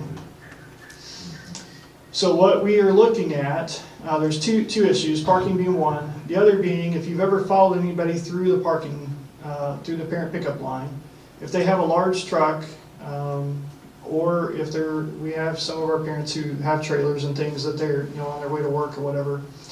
But basically a half-ton truck, if they aren't paying attention, most 3/4-ton trucks cannot make that turn at the parent drop-off line. It's too tight. So we end up with parents swinging around and then backing up, which is quite frightening, honestly, in the middle of dropping off elementary kids. So what we've talked about is exploring this site for additional parking and addressing the issue with the drop-off and pickup line. Mark and Dennis have reached out to Archer Elgin for a proposal. If you want to look in your books, you have that. Oh, I thought I wrote the page down. I'm sorry, I did not. 112. Thank you. That's good. So Archer Elgin would take on the exploration of this, the civil engineering, the design, the bidding process, overseeing construction if we choose to go this route to address this. The backup plan would be Mr. Hounsem in a golf cart shuttling people from Bear Lawn Park, I think is our backup plan. So, Archer Elgin, we do a lot of work with Archer Elgin, but it's typically through Hunter Associates. Mark is graciously offering to support this project without additional fee work. So bringing this proposal to you with Archer Elgin is it would be a direct contract with them. We do not have anything standing with them at this time. So, but this would allow them to develop that, and then we of course would review that, and it either becomes part of the bid packet or a separate item, alternate. We haven't discussed that yet, but there is some drainage work that would have to be done to meet city code and those kind of things. So it's not as simple as just laying down asphalt. So would ask for your approval to let Archer Elgin work on that for us. When would this start? So, last week? No, soon. They would need to do that very soon. And how long does it take? It shouldn't take long. Do you guys want to throw anything out there? It shouldn't be a long process. The only part is the asphalt plants are getting ready to close down, and won't open up again until probably March, depends on the. So we may be looking at a summertime project here because we're right in the middle of the drop-off lane. Right. But if we're bidding in February, March anyway, it's possible we could get in line for the plan. Right. Time that. The timing wouldn't necessarily be out of line. All right, any other questions? I'll make the motion, we approve a contract to Archer Elgin. I second. All right, all in favor say aye. Aye. Those opposed say no. And just a quick update here on some of the projects we've got going on. If you've driven by, you've started to see the entry work coming together. I know, I think Tim might have been the happiest person to see the doors come in. We've been waiting a long time, right? And that's no fault of theirs. It's one of those products that we just couldn't seem to get here. And so starting to see that entryway coming together. There's still some things to happen there, but it's nice to see doors at least. That's a good start. And I didn't do pictures of everything, but some things that have changed since some of you may have been over there. That the ramp tile is in, so this is the resilient tile work. I will say there was some concern in this hallway that we were closing off all the natural light and it was going to be dark, and I can tell you it's brighter now than it ever was. It's really something to walk through there now. The shot on the right is through the doors on the north end, so still some work being done. These were shot. These pictures were taken Sunday, I think. So still some work to be done there, but again, the doors going in, starting to wrap those things up. And so it's really starting to come together there. You've seen the shop picture before. Concrete work going on under the Ag Pavilion. So large area, that center pad poured where the teaching space will be. Some drain work going on, electrical work starting to happen in there. So that'll all come together fairly quickly. And I want to say while they're sitting here, the thing I've been most impressed with Tim and K&S especially is their ability to allow us to function as a school. So the best example I can give you is you're all familiar with the FFA fruit sale and the semi-load of fruit that comes through. So they actually shifted a little bit of the work, put some extra rock and stuff in to allow us to do delivery and pick up where we always do it, just to allow us to maintain our normal operations. And it's very noticed and very appreciated, and they've been very responsive to keep things clean and picked up and looking well. If you've ever seen Christmas Vacation, and you know the scene where they flip the lights on, Chevy plugs the lights in and blinds the neighbors, there's a possibility that may happen when we light up this canopy. They went on today. Because there's a lot of LED lights under that thing, so we're excited to see it. It's gonna look nice. They went on today. They went on today, Yes, sir, okay. successfully, and yes. All right. The electrician was over there earlier, so yeah. Junior high project, we've seen a couple of changes there over the last week. So these are just some images from things you may not be able to see. So this would be from the new parent drop-off spot, somewhat looking north there. This is from the behind the kitchen area, looking back across. from inside. You can see those double T's, that is concrete on the roof. They'll have concrete poured over the top of that to finish the storm shelter component. Still a lot of work to do there, but a lot happened in the last 7 or 8 days. So it was good. They finished closing up yesterday. It's completed, and our first inspection tomorrow to test our weldings on the base, which will turn us loose on the floor slab. So the structure's all complete and the crane's down and headed out. Ready to go. So, very pleased so far with what's happening there. Now, the problem is everybody saw a lot happening in about 7 days, and now they will see nothing for the next 6 months because it'll all be inside. But that's okay.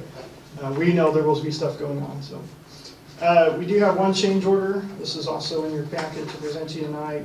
I believe a couple pages behind there. Sorry, I meant to get 116. 116. So as I mentioned earlier, we did hit a lot of rock in there. We knew we were going to hit rock, a little more than we were anticipating, but not, I mean, nothing that's earth-shattering or going to change the world. But we do have the change order for the total amount of $62,855. This will still fall within the 100,000 contingency, but there's a couple of other things pending that will push us over that just a little bit. We'll look for approval of that. Make a motion, we approve change order 14. I'll second that. All in favor, say aye. Aye. Those opposed, say no. And I am going to sit down. Thank you. Certainly want to say thank you to Honer Associates and McClure Engineering and K&S for being here tonight, just for your questions. I think that speaks volumes to their interest in the project and their wanting it to be a success for all of us. So, Yes. appreciate it. Yes, thank you all for coming. I really appreciate it. It's been a good conversation. Didn't like the numbers, but that's all right. But they're better. Yeah. Working on it. You're welcome to Just stay, but keep- we're not going to be offended if you don't. Yeah. So we're actually going to take a 5-minute break, and we'll put you guys part ways, and then we'll come together in 5 minutes. Get back to our agenda. So moving now on to new business, we have the 22-23 school calendar.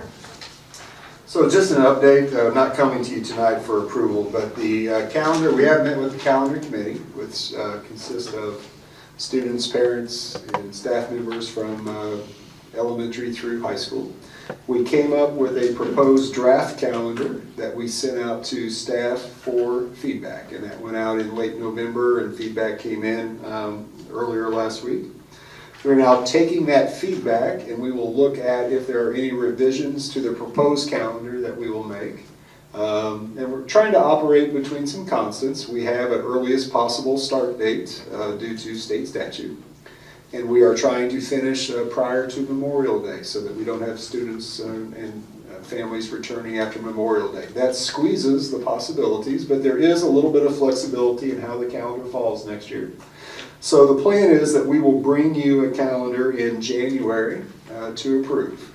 And that's important because it impacts directly our sending schools that come to RTI and RTC. They need us to go first so that they can then adopt their calendar. So just an update that that is on track, and we'll be coming to you for approval soon. So, any questions about that you wish?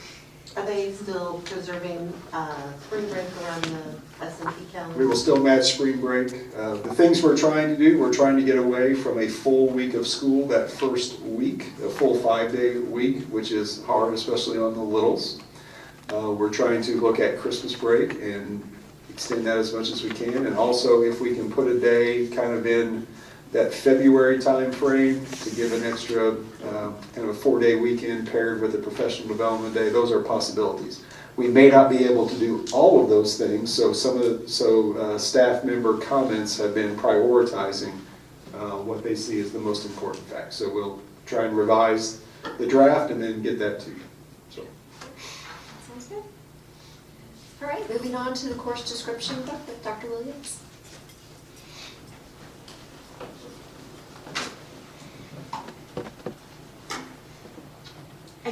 I come to you tonight to present the handbook for 22-23. It's hard to believe it's already half of the 21-22 school year has passed. So we've been working diligently.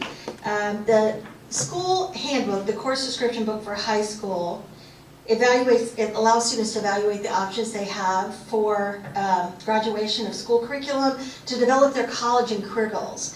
We hope this booklet will help students to prepare for the kind of career that each of them want.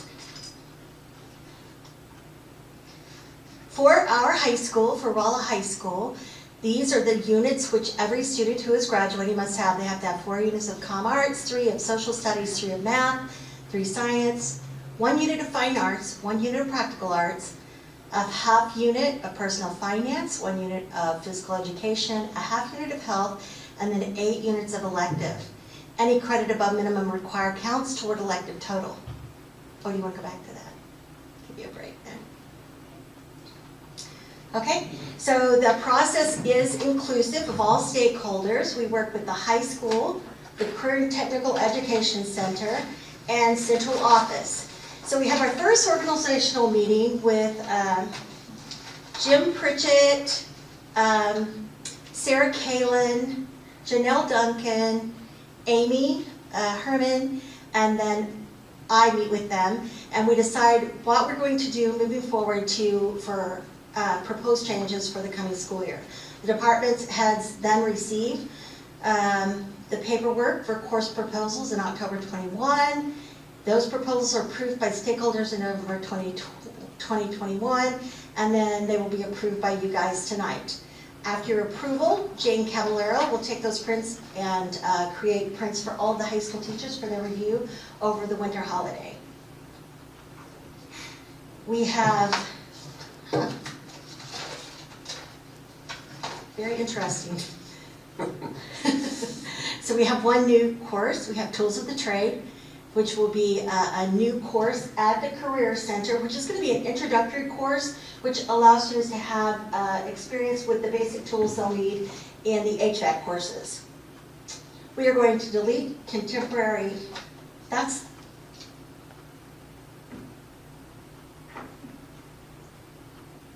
this is the wrong PowerPoint. So, I'm just going to speak. Okay, we have This is the same one you sent me that I reviewed. I know, it's the wrong one. Okay, gotcha. Okay. So the new course is actually next year. Can we just get off the screen? Escape the screen. The new courses are computer, database management, and security. It's going to be 2 credits for 2 periods in the 2021-22 school year, 22-23 school year.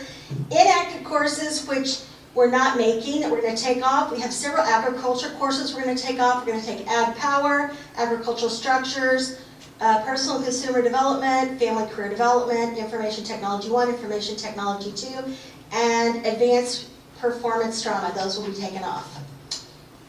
We are going to reactivate some courses for which we did not originally have enough placement, and we're going to reintroduce hardware and operating systems at Rolla High School and hardware and operating systems and C+ programming. Some course revisions that we're going to have at the RTC and RTI, we're going to actually, and at the high school, we're actually going to have a competitive drama becoming a year-long class, which is really half a year now, but we're finding that we need to extend that for an entire year. We're adding an option for Culinary Arts 1 for 2 credits, and an option of Culinary Arts 2 for 2 credits. And then we're going to add a computer database and management security, which is really, right now, one of the leading fields, technology security. We're going to change the name of a couple of courses to RTC and RTI. We're going to change to Agriculture Construction 2. HVAC 1 is going to change to Electrical and Plumbing 1. HVAC 2 will change to Electrical and Plumbing 2. And then we're going to change from sports marketing into entertainment marketing. We're going to change the credit for a couple of courses. Horticulture becomes a 2-credit, 2-period class. Landscape and Greenhouse Nursery Ops becomes a 2-period, 2-credit class. And both of those, once again, are at the CTE, RTI, and RTC. As I've told you in the past years, we have a very strong Project Lead the Way program, which includes principles of biomedical, human body systems, medical interventions, biomedical interventions, principles of engineering, and introduction to engineering design. The beautiful part of that is we're partners with Missouri Science and Technology, and for students who take the end of course exam in our Project Lead the Way courses, they can qualify for 1 free credit of engineering or introductory engineering courses at the college. And they can use it for an elective if they go into a different field. I apologize for not having the visuals for you, the wrong visuals. Okay? Would the course stuff that Sarah Kalin help, from Sarah Kalin help? Yes, ma'am. But really, truthfully, I can just whip through this. It's up to you. Yeah, I'm good. If you guys are okay with me just telling you, you can just, okay. All right. We have dual credit courses at the high school. We're so happy to partner with a number of universities. We have dual credit science courses offered through Rolla High School and Missouri Baptist University. Those include anatomy, physiology, AP biology, chemistry 2, AP chemistry, and AP earth science. The same is true about math. We have calculus, AP calculus, contemporary college mathematics, college algebra, trigonometry, and AP statistics, which are all dual credit courses offered through Missouri Baptist. We continue with that same partnership for AP European History, AP Government and Politics, and AP US History. And finally, for our fourth content area, we partner with Missouri Baptist for dual credit offerings in college composition, college American literature, and AP literature and composition. For the fine arts, for those students who would like to gain an elective for college, or for those who might be going into a career technical field or a fine arts practical field, we work with Drury University in Springfield, and we offer dual credit for child development with early childhood lab, fashion design with advanced fashion design, AP music theory, and leadership class. We're super, super proud. Tonight we showed you our Career and Technical Center, RTI, Rolla Technical Institute, and what they have to offer and the remodeling that we're doing over there. So they have some wonderful dual credit courses there as well. We have 21 courses offered for dual credit at Rolla Technical Institute and some at Rolla Technical Center. There are actually 14 advanced placement courses for the 22-23 school year that students may use. And as you know, if you're familiar with advanced placement coursework, if a student does well enough and they score a 4 or a 5 in an advanced placement test, then they can actually use those for what we used to call CLEP out in college. Some universities accept those as full credit for the course. I would like to thank today, I apologize for not having the visuals, but I would like to thank the whole team that worked on this course book that I presented to you. I want to thank Sarah Kalin, of course, because she works every year to pull it together. Janelle Duncan gets her input for the career and technical education. Myra, of course, is always working in the background to collect things for the Board of Education. And then Jane will work over Christmas to collect those for all the teachers. Our next steps are for the board to approve the changes that I made for you today. So I need an action on that. Okay, does anybody have any questions? I have a question that Yes. you don't need to answer this evening. Okay, And so, in reading the course book, yes, sir. I get the mathematics. Okay, And for those students that don't take Algebra 1 in Yes. the 8th grade, right. there's a note on there that says you can take Algebra 2 and Geometry during the same year. And I don't know if that applies to everybody, and Does it say for those that took Algebra 1 in 8th grade? no, it does not. So we have an issue. If somebody gets behind in math, then they may have their future occupation limited because they need to get into calculus. That's a very good point. And so for that reason, if they were allowed, if the handbook says they're allowed to take Algebra 2 and Geometry together, is that what it's saying sequentially? It's kind of the same, but then in parentheses it says AP or honors Algebra 2 and Geometry 2, or Geometry. Right. Yeah, so Then it would allow them to return back to the sequence to gain. the sequence, and it's calculus. really what are we doing to help kids realize that they can get caught up if they work. Okay, so that's a really good question. We have several students who for a readiness, or some people don't realize their full potential or haven't exhibited readiness until they're in high school, and so we do have to have students take Algebra 1 at some point. That's a requirement. And so if students exhibit that they are an honor student or that they have progressed into a level that they're able to, through teacher recommendation or their grades or their performance, to do well, and I would assume like if they made an advanced or proficient on Algebra 1, they exhibited the details that they were able to take additional coursework, then that would be an option for them. We would want them to be successful, of course. Yeah, you want them to be successful. It would be Are those rare. courses, are any of those courses offered in the summertime for them to try to get caught up? We actually have allowed some students last year to take some launch coursework that they hadn't originally. I can't really speak to any. Typically, we would offer a second semester for students who perhaps had a failing grade, can make up half a credit, but typically not a full credit. Right. For the full credit, Last summer. Here's we the did. note. for the full credit, you have to go through launch or Launch. something like that. The note says, students are allowed to simultaneously take geometry and algebra 2, and then in parentheses, quote, honors geometry and honors algebra 2/trig. That makes very good sense, because we have the aptitude of some of our students, which is a wonderful experience for me, is something I have experienced not frequently, but here since I've been at Rolla, I've experienced it frequently, the mathematics prowess of some of our students. And last year I actually had a student who was 12 years old who finished the entire math sequence before they went to high school. And so when we have students like that, they end up taking like differential equations, or they take something from the university, or advanced coursework available through launch or otherwise. And so you have to give all of those opportunities for students regardless of what level they're on. Yeah. Well, my question concerns the students that may take pre-algebra in grade 8 and then somebody realizes that they're more capable. Right. What do we do to try to help them out and And as Craig increase their said, potential? there are those multiple options. So if you realize as a teacher, well, we have students move during the school year too who have realized, for instance, in this last school year, I had a seated student in 7th grade who the teacher realized was misplaced, or he was in pre-algebra already in 7th grade.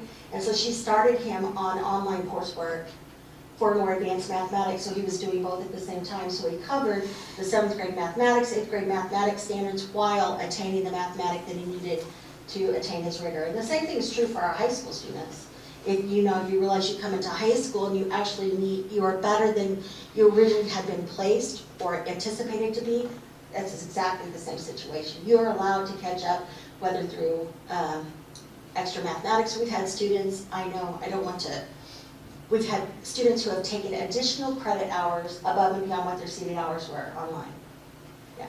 You're right, if you take pre-algebra in 8th grade, it's going to be difficult to get to calculus. And so that would be a conversation with an individual family about if that's a goal, it's going to take some creativity to get there, for sure. But I think that would be a one-on-one conversation to lay out the path and see where we could gain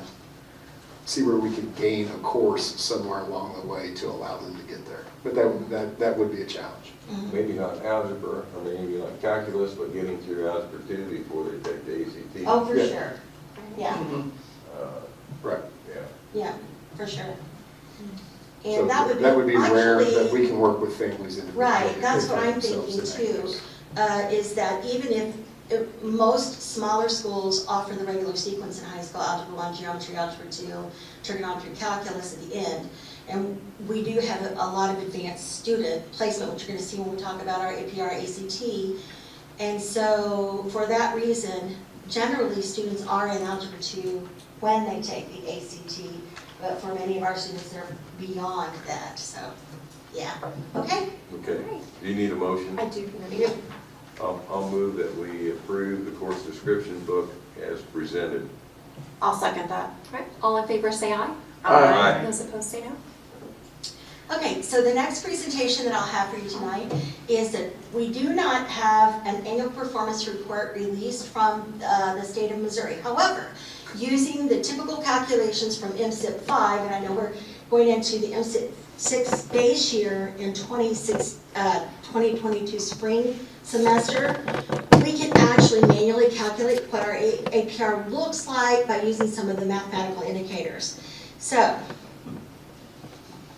I'm going to repeat that one more time. Our 2022 spring data will be the baseline for MSIP 6. And so even though some people think because MSIP 6 was released that we're currently under MSIP 6 indicators, we are not. We're still currently being gauged by MSIP 5 indicators. Okay, so what are those indicators? Academic achievement, subgroup achievement, college and career readiness, attendance rate, and graduation rate.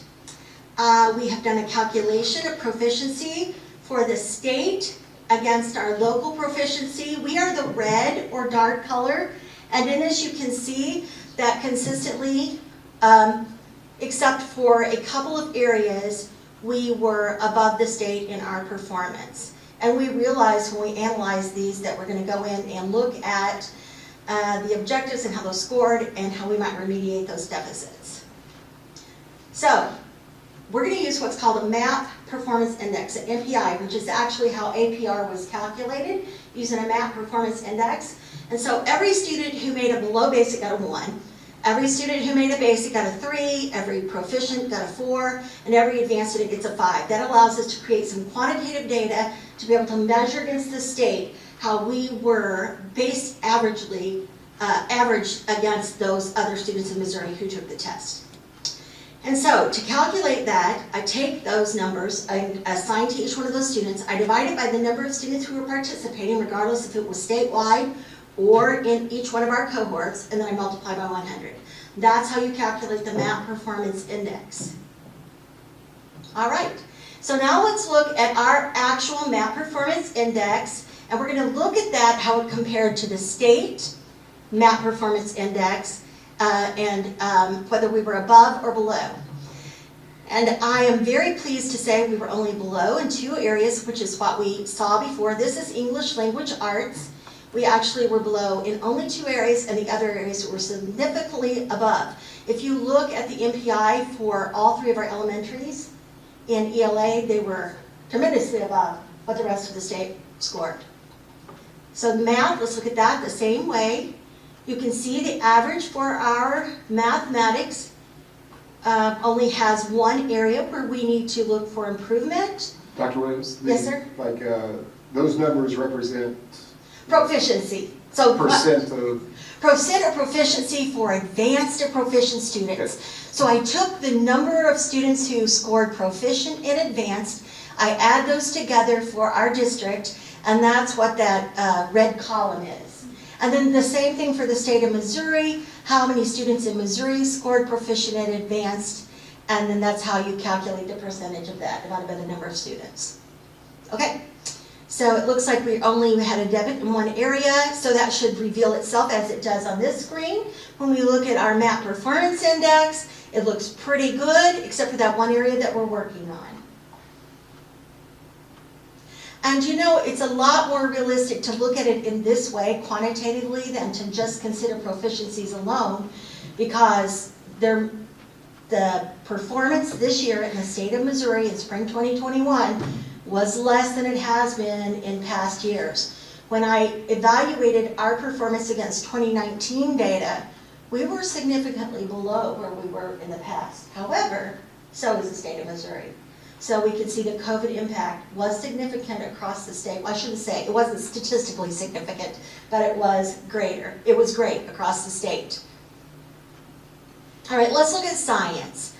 We did well across. We only gauged science for 5th grade science, MAP grade level assessment, 8th grade science, MAP grade level assessment, and then biology in high school. And each of those is either right around the average area or above. When I look at the MPI, you can see that we did above. So that's a good comparative. And finally, we only have government. We waited quite a long time for government to be released by the state of Missouri. They released it like in late October, beginning of November, and we see that our proficiency is above the state average, and so is our MPI. And that is an error. No, I think those 2 columns are backward. Yeah. Those 2 columns are backward. All right, and this is just a quick glimpse. If any person wants to look at any district in the state of Missouri, you can actually go to the state report card for every school in the state of Missouri, and you can look at how the state performed in each of the areas versus the school district. And what is interesting to me, and was revealed by the data that I just showed you, we pretty much follow the flow of what the state of Missouri looks like. So I don't have any huge red flags that stood out compared to the state of Missouri. So what are we looking at there? What's Okay. on the left? Okay, so on the left, they have the number of students who are below basic in light blue, those that were basic in the medium blue, and then there's a gray color, which is proficient, and then the dark blue is proficient. Advanced. And so to find proficiency, you add the 2 on the far right of that column. And if you want to see this compared against anybody in the state of Missouri, you can go online to the Department of Elementary and Secondary website, desi.mo.gov, and pull on report card and pull up any data for any school in Missouri. And the right side's the state average and the left side's us, correct? Yeah, right's over here, that's the state, we're on the left, and this kind of gives me, like if you want to look at a histogram, which is not a histogram, but you can follow the flow of the data to see it's very normal. All right, now, reflecting back on MSEP 5 again, the core indicator number of CTE concentrators, we are versus the state, you can see that we met our overall requirement, and we had 96.83%, while the state average was 89.29. So our district does very well in career and technical education. College and career readiness indicator earned recognition post-secondary credential, 93.22 for Rolla, 77.19 for the state. Once again, we met that indicator. Then we go to core indicator 3, non-traditional program concentration, 16.35 for Rolla, 10.83 for the state of Missouri. Now, there is a tab on the state report card and the district report card that's where our graduates go, is part of the way that we're measured. And you can see, which is very interesting, the majority of our students go to four-year colleges. And I'm very interested in that. We have 21.6 in employment. Ruha, that's what our end goal is in life, right? That everyone is employed. So I think that's fantastic. Our average ACT composite score for the Rolla Public Schools, you can see, is 23.10. It's interesting though, when you look at this compared at different places on the state report card, it depends on where you look for the answers for this, but the state was 20.9 on the report card and we were 23.10. And when I ran us against other schools in the conference, we had the highest ACT score of any school in the conference. In that particular year, not everybody took the test, is that correct? No, that's Correct. That's correct. And they only counted the year that you graduate. So even if they were juniors when they took the test or whenever, yeah. So that's correct. It was a few years ago when they required everyone to take it. No longer is that the case. I think when we looked at this on the state report card, this is showing the average ACT of your graduating senior. It is. Not in the past. Sometimes we've looked at scores of everyone who took it. Now, I think we still look when they graduated, but yeah, it's still the same. Well, but measurement. in the past, there have been times we've tested everyone.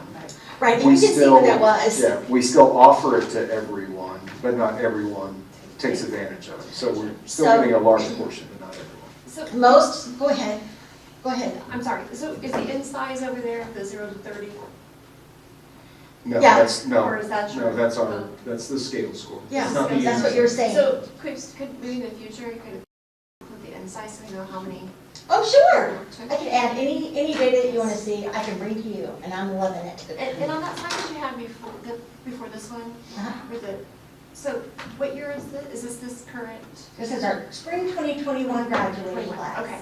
Uh-huh. I just didn't see that. That's where our APR is from. This is our spring 2021 graduating class as well. All right, a proportional attendance rate on the state report card was 87.2%, and the state was 82.3%. Yes, that's lower than usual, but I think it was impacted by COVID, of course, for 2020, 2021, because there were so many students who were quarantined, unseated, and otherwise. Now, I've added an extra slide per Craig's request, and I'm glad I did. You can see the impact of proportional attendance for the last 3 years from 2019, 2020, and 2021. So if they're quarantined, are they? No, Were, they're okay. counted attending, Okay. but there was a huge attendance impact from the COVID situation. And also too, people were, they responded in spring, March 2020 with being sent home for instruction. And when fall came, we dealt with like 700 kids online. We dealt with it, and we only got to count 94.7% attendance for any of those kids that were online. We didn't get to count 100% attendance for any of those. So the state law is 94.7. So that also impacted. But now the proportional attendance rate Mhm. is Go ahead, Craig. No. The Remember- proportional attendance rate is 90%. The percent of 90. kids who hit Yeah. the 90% mark. Yeah, It's that's not, the new rule for 90% of it's not the 90. average percent of attendance on a daily basis. No. The percent of kids who were here 90% of the time or Okay. more. I'd forgotten that. So yeah, it changed from how it used to be. Well, then all 700 of your kids were counted. Yep. When they were counted at night. They would have been. Well, no, I wouldn't say that. I would not say that, because the same thing that we found for seated students who might have attendance issues, we also had the same impact from our virtual students. Kids moving back and forth did create some attendance reporting Right. challenges for us. We had a huge number of students online, and so, yeah, there was an impact for both seated and Let me online. just add, if we had virtual students who did not complete, Right. they would get no Zero. attendance. So that If they is only different. complete Thank you for 50% of the that. course, we only get 47% attendance. Right. So that is a That's a huge huge impact. impact on our attendance. And I would say that's where the biggest hit came for our attendance, the virtual population. But to no fault of their own in regard to the rule from the state. But if you were only, as he explained, you got no attendance whatsoever if you didn't finish the course, the virtual course. So 0, even if you attended 85%. Well, you got 40%. Okay, so 4-year graduation rate for the district is 89.9, and for the state, 89.2, which is indicator 5. And then here's the reminder for spring 2022. We're going to look at life through a whole new lens. We are going to evaluate every district in the state of Missouri by their leadership composite and the structure of both the board and the superintendency. Effective teaching and learning, which was our academic before, now it's going to be a combination of evaluating the structures and the way research-based instruction and all types of things. It's also going to involve collaborative climate and culture evaluation, database decision-making, which is, I feel like this district is really strong on database decision-making. We don't make subjective decisions without lots of research and quantitative research to back us up. And then making sure our alignment of standards, curriculum and assessment, and then equity and access, which is number 6 on MSIP 6. Are there any other questions? So, Any more questions, Jim? You have a question, I'm trying to phrase it. Okay, I'll go ahead to someone else right now. Okay, so going back to where you had identified the different grade levels and Yes. looking at the proficiency and seeing that we weren't at the state level, have you done a deeper dive into the data to understand why we're not at that state level? Right, so what's beautiful in this district is the relationship with the building level principals. And each of those building level principals are leading at the building level and making a difference on where the debits and gaps were. And if you look at the combination, like in different buildings, perhaps a different grade performed in a different way, because we only test at 3rd grade in elementary. We test at 4, 5, 6 in middle school, 7, 8 and junior high. So each of those principals has been working diligently with their teams to make up for those areas. Yeah, and I have sent to them the indicator report, which shows which areas were deficit and which areas were strong. You want to talk a little bit about priority standards? Sure, okay. So So- that may address some of the Okay, yeah, issues thank you that so much. saw. All right, so the state of Missouri, there are an abundance of standards which were approved in 2016 by the state of Missouri. And there was such a large number of standards that when 2020 spring COVID hit, it was almost overwhelming for people to consider how they were going to ever catch up or find how to close the gaps. And so they actually developed a team at the state level which pulled together teachers to find out the most important standards that every grade level had to teach in every content area in order to be successful. And they're called the state priority standards. They have them for all areas. And so last year, when I arrived here, I sent those priority standards to the buildings, and at that time we just began looking at the pacing calendar for every classroom and how every standard was taught and when it was taught to ensure it was there in a calendar. This year they took a deeper dive, and I have compiled a document, which I'll give to all of you, that shows the pacing guide for every single classroom in the Rolla Public School District and where each priority standard established by the state is taught and when it's taught. And that allows any person, including the public, when finished with it, to be able to look at that standard, look at that document, and click on a class for their child and know what topic is taught in what month. And that this year, 80+% of all assessment questions for the Missouri assessment program will come from those priority standards. And we actually did find some areas where there were some holes that were missing or needed to be realigned for those priority standards. So I think it's going to make a difference. Yeah. So you think that when we test again, that we anticipate that we should? I do. I think in 2020, spring 2023 for sure.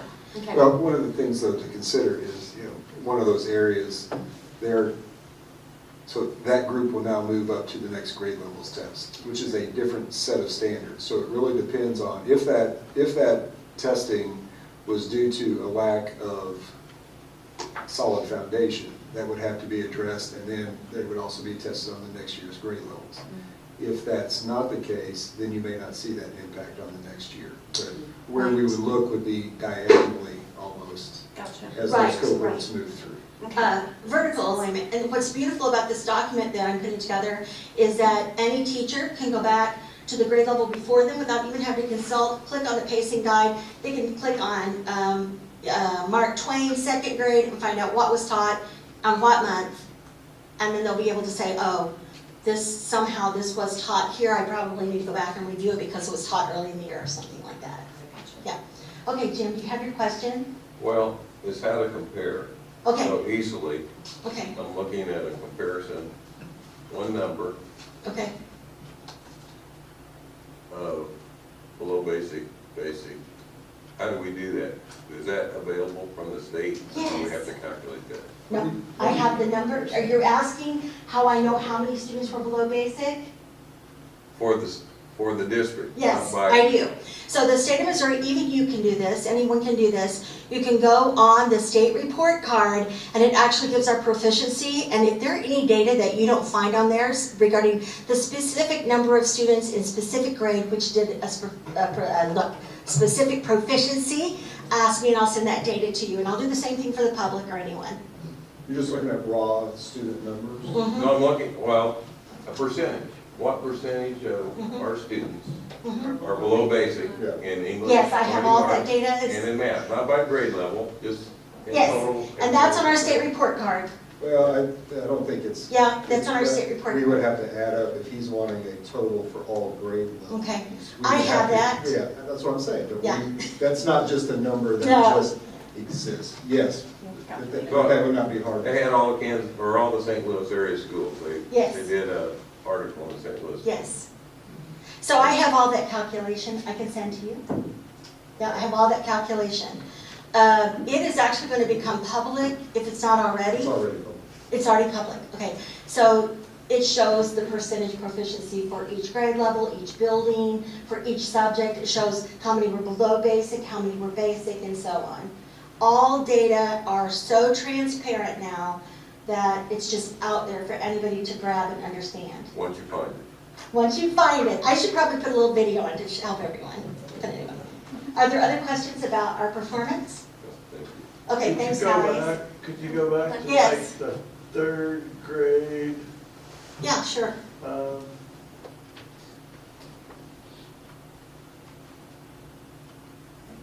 In math, science, Well, I mean- any of those, that's fine. Yeah, can you Okay, math? Go up one, math, it doesn't matter.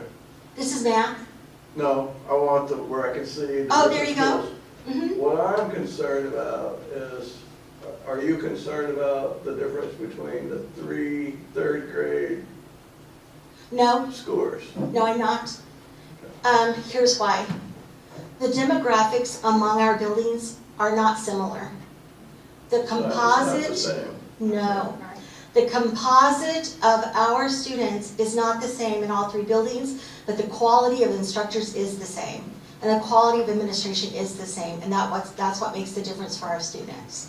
So we have high-quality instruction in every building, high-quality leadership in every building, but the students you have come from different places, and that's evident when you look at some of the scores, but you just have to keep that in mind. I'm super excited for those scores regardless. Yeah, Right. I'm But not I concerned. think if you saw trends over a period of time, perhaps something that you would at least look at and say, is it this or is it that?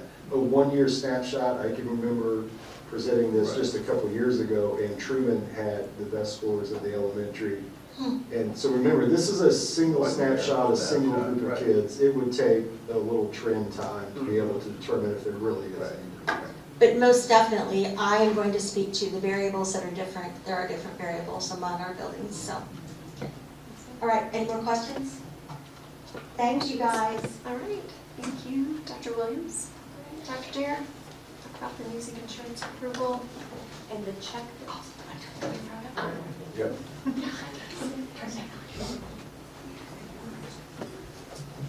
Bear with me, Bob. It's okay. If you want to turn in your packets to page 132, there's some supporting documents there that you may find useful or helpful.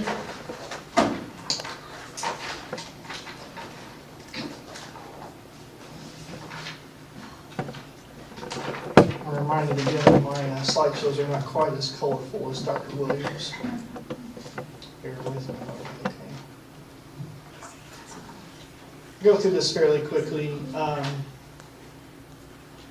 can get that thing to go. There we go. Just a reminder about music. It is a consortium of school districts throughout the state, approximately 475 schools, public schools and community colleges. They do take care of our property liability insurance, which is all of our physical buildings and property, buses, our general liability, and our workers' compensation. It's approximately 90% of the schools belong to this, so it's a self-funded program.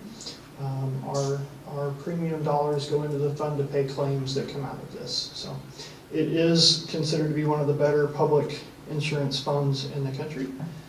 Just a very healthy program. A little bit of a breakdown on our assessment. Property and equipment, if you're looking at that page. We use some industry standards for many years. The industry standard of contents was $20 a square foot. So much has changed in education over the past several years with technology and just equipment. Textbooks are more costly, so that number keeps creeping up. We're currently at $28 a square foot, probably looking to go to $30 soon. RTI, RTC, we try to break those out a little differently. Most of those lab spaces, at least, are in at $45 a square foot. The equipment in those are just so costly that that covers us on our contents. Our property is assessed every 3 years by the insurance company. We're currently in our 2nd year of the cycle. So they do an assessment, and then there's an annual bump in those figures to account for inflation. The liability coverage is a piece, of course, our buses, and we do have bus claims. That's probably the single biggest area that we have claims in. We have little fender benders or issues that come up. Our workers' compensation is the single highest driver of our premium cost. Most people don't realize that. I am very pleased to report again that our modification factor is down. We've been working on this diligently. We're very involved. Linda helps me a lot. We stay very involved with any of our workers' comp cases to try to help manage those and make sure our people are doing their part. It's fascinating how many people will get in that process and then stop going to the doctor and doing the things, their physical therapy, those things that they're required to do. So we try to help push that to help keep those costs down. It's kind of an odd thing, but using it helps prevent there from being repeat situations. So just a little bit on that modification factor. A factor of 1 would mean that in comparable business settings, we would be average. So we would pay the same rate as everyone else. So the 0.8 means we're paying 80% of the workers' compensation program that other comparable businesses our size would pay. So it truly is a huge factor. We do have cyber and pollution liability coverage through music now. Those used to be optional coverages. They are built in. I will tell you there's a lot of discussion about the cyber liability piece. That's becoming more and more of a thing with ransomware, cyber attacks, and those types of things. Music has worked to try to increase our coverage there with no success. The insurance companies are not interested because, quite honestly, there's no limit to what those can cost. And so there's the factors of the ransomware and those kind of things, and there are times when the advice to the districts is to pay the ransoms. But more costly are the data breaches and the follow-up credit reporting and credit monitoring and things that can occur. School districts are easy targets because we have a lot of personal data. That's what we are. So it is a concern and a factor. I would anticipate there being some additional requirements coming out soon for us in regards to cybersecurity. And so we'll address those, of course, when they come, but just something to keep in the back of your mind. Key factors are property values, as I said, are increased a little bit for inflation. They also factor in things such as the reassessment that the county does and those types of things. So there's a lot that goes into those calculations. We are up slightly from last year, still the same number of buses. Our payroll is up slightly. Should note that music does provide our builder's risk. So all of our construction projects are on their books. So if something were to happen during construction, we are covered for loss, fires, tornadoes, whatever would occur there. So if you look at our renewal, 642,102, there's a 10% membership credit. The membership credit is issued, basically the program is not a savings and loan, so they look at average cost of claims versus premium dollars brought in, and if there seems to be excess funds, they tend to return those back to the districts. So you'll see our final total for our cost there. Here's a little comparison slide. So this year compared to the last several years, you'll see that our actual premium is down from 647 to 642, and that is 100% because of that workers' comp modification, because everything else went up. So that's the factor that makes the biggest difference. With the 10% deduction, our premium is actually quite a bit lower than last year. Okay. One additional piece I wanted to share with you, and we've not done this in the past. You have some information starting on page 135 in your packet on umbrella liability coverage. So this is additional liability coverage. It does not add additional coverage for cyber or pollution programs. We are covered as a district under three basic tenets. One being sovereign immunity, which basically as a government entity, there are limits to what people can sue us for. We have some general liability protections. Automobile accidents and property conditions are covered under state statute with roughly a $3 million cap. That's what our basic liability coverage provides, is $3 million. What's happening a lot is this concept of negligence. So if we are sued and if there's some evidence or proof that we are negligent in some way, so someone falls on the front steps and they can prove that we had faulty concrete and didn't repair it, and we become negligent because we didn't address the condition. The caps that are in law get set aside. And that's happening more and more. It's fairly easy to show negligence, especially in Missouri. So I can't tell you that this is a necessary thing, but it is something I wanted to present to you. We think it's certainly something to consider. But there is a range, you'll see on that second page, range of additional coverages from 1 to 8 million, a range in premiums. I'm certainly happy to answer any questions on this, but we we would suggest consideration of this at least. It's insurance, it's costly, we would hope we never need it. But at the same token, the premium might be well worth the cost if it was needed. So that's something we can discuss, but it is something we wanted to present to you as a recommendation. So I'll close with this slide. The recommendation would be to approve our renewal with music and check number 156220, which was set aside earlier. And then if you would like to consider the umbrella liability, we think it's not unreasonable to consider the $8 million in coverage, but certainly up to you on that. But those are the items I would put before you for approval. Do we have the budget for the, like if we did the 8,038,100, is that, where will that come out of the budget? The original liability and workers' comp budget for the year was well over the actual cost, so we have plenty already within our budget to cover that. Perfect, thank you. Anybody have any questions or thoughts on the umbrella policy? If not, then can I get a motion to approve the check? And then do we want to do the $8 million umbrella? I make a motion that we approve check number 156220 and approve the purchase of the 8 million liability or umbrella policy.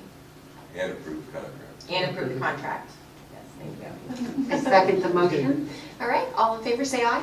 Aye. Those opposed say no. Thank you.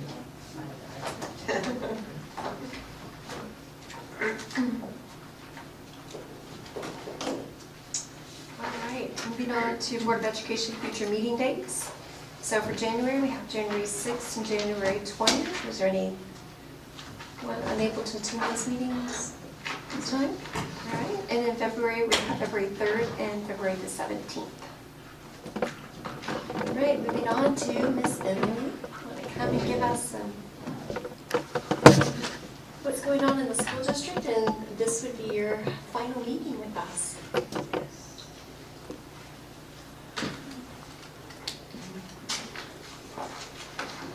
Okay, so first of all, I couldn't get my printer to work, so that's why I have this. So, wow, there's a year already gone by. I mean, it just went by so fast, I can't believe it. I would just like to say that it has been an honor being on the school board for this year.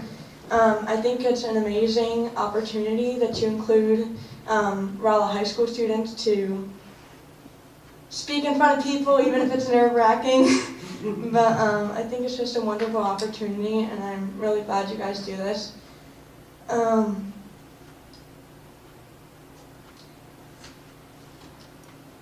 This is a way to get you out of your comfort zone and be more comfortable with speaking in front of people. I will miss seeing you guys and going to these meetings and giving my input. But I'm excited for the next RHS student to start this opportunity.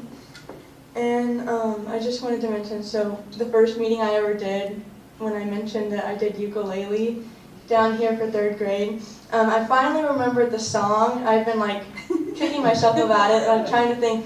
It was Rock Around the Clock. That was it. So I can't remember all the other ones, but that was the only one that was stuck in my head. And so without further ado, here's my final report. So December 13th, Rolla High School has their, yesterday, Rolla High School had their Christmas choir concert from 7 to 9 at the First Baptist Church. December 17th is the end of 2nd quarter and students are released at 1 p.m. December 18th through January 3rd is Christmas break. January 3rd is a teacher work day, and January 4th students will return from Christmas break. Are you excited for Christmas break? Yes. You ready for finals? Yes. Yes. Okay, good. I don't want to do it, but I'm ready to get out of the way. So, but. I mean, are you prepared for finals? Sorry. Are you prepared? Yep. Okay. I'm ready. Good. All right. Good confidence. Very good. Good confidence. Any questions? Well, we have really enjoyed having you here. It's been great to see you and getting to know you. So thank you so much for your time and your service with us. And we do have a parting gift for you. Oh, thank you. I don't know if anybody else would like copies. Should we take a picture with her? Yes. Sure.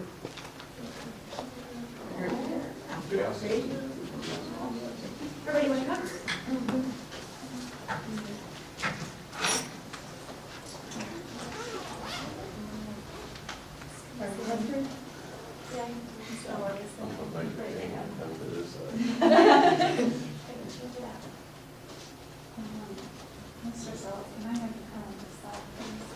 See, Jim, you threw it off. I threw it off. I did.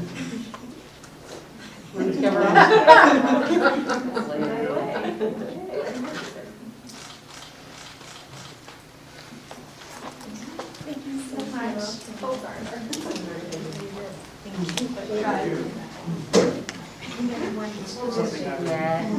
I'll come visit. Okay, you can come to the meetings. Yeah. She's like,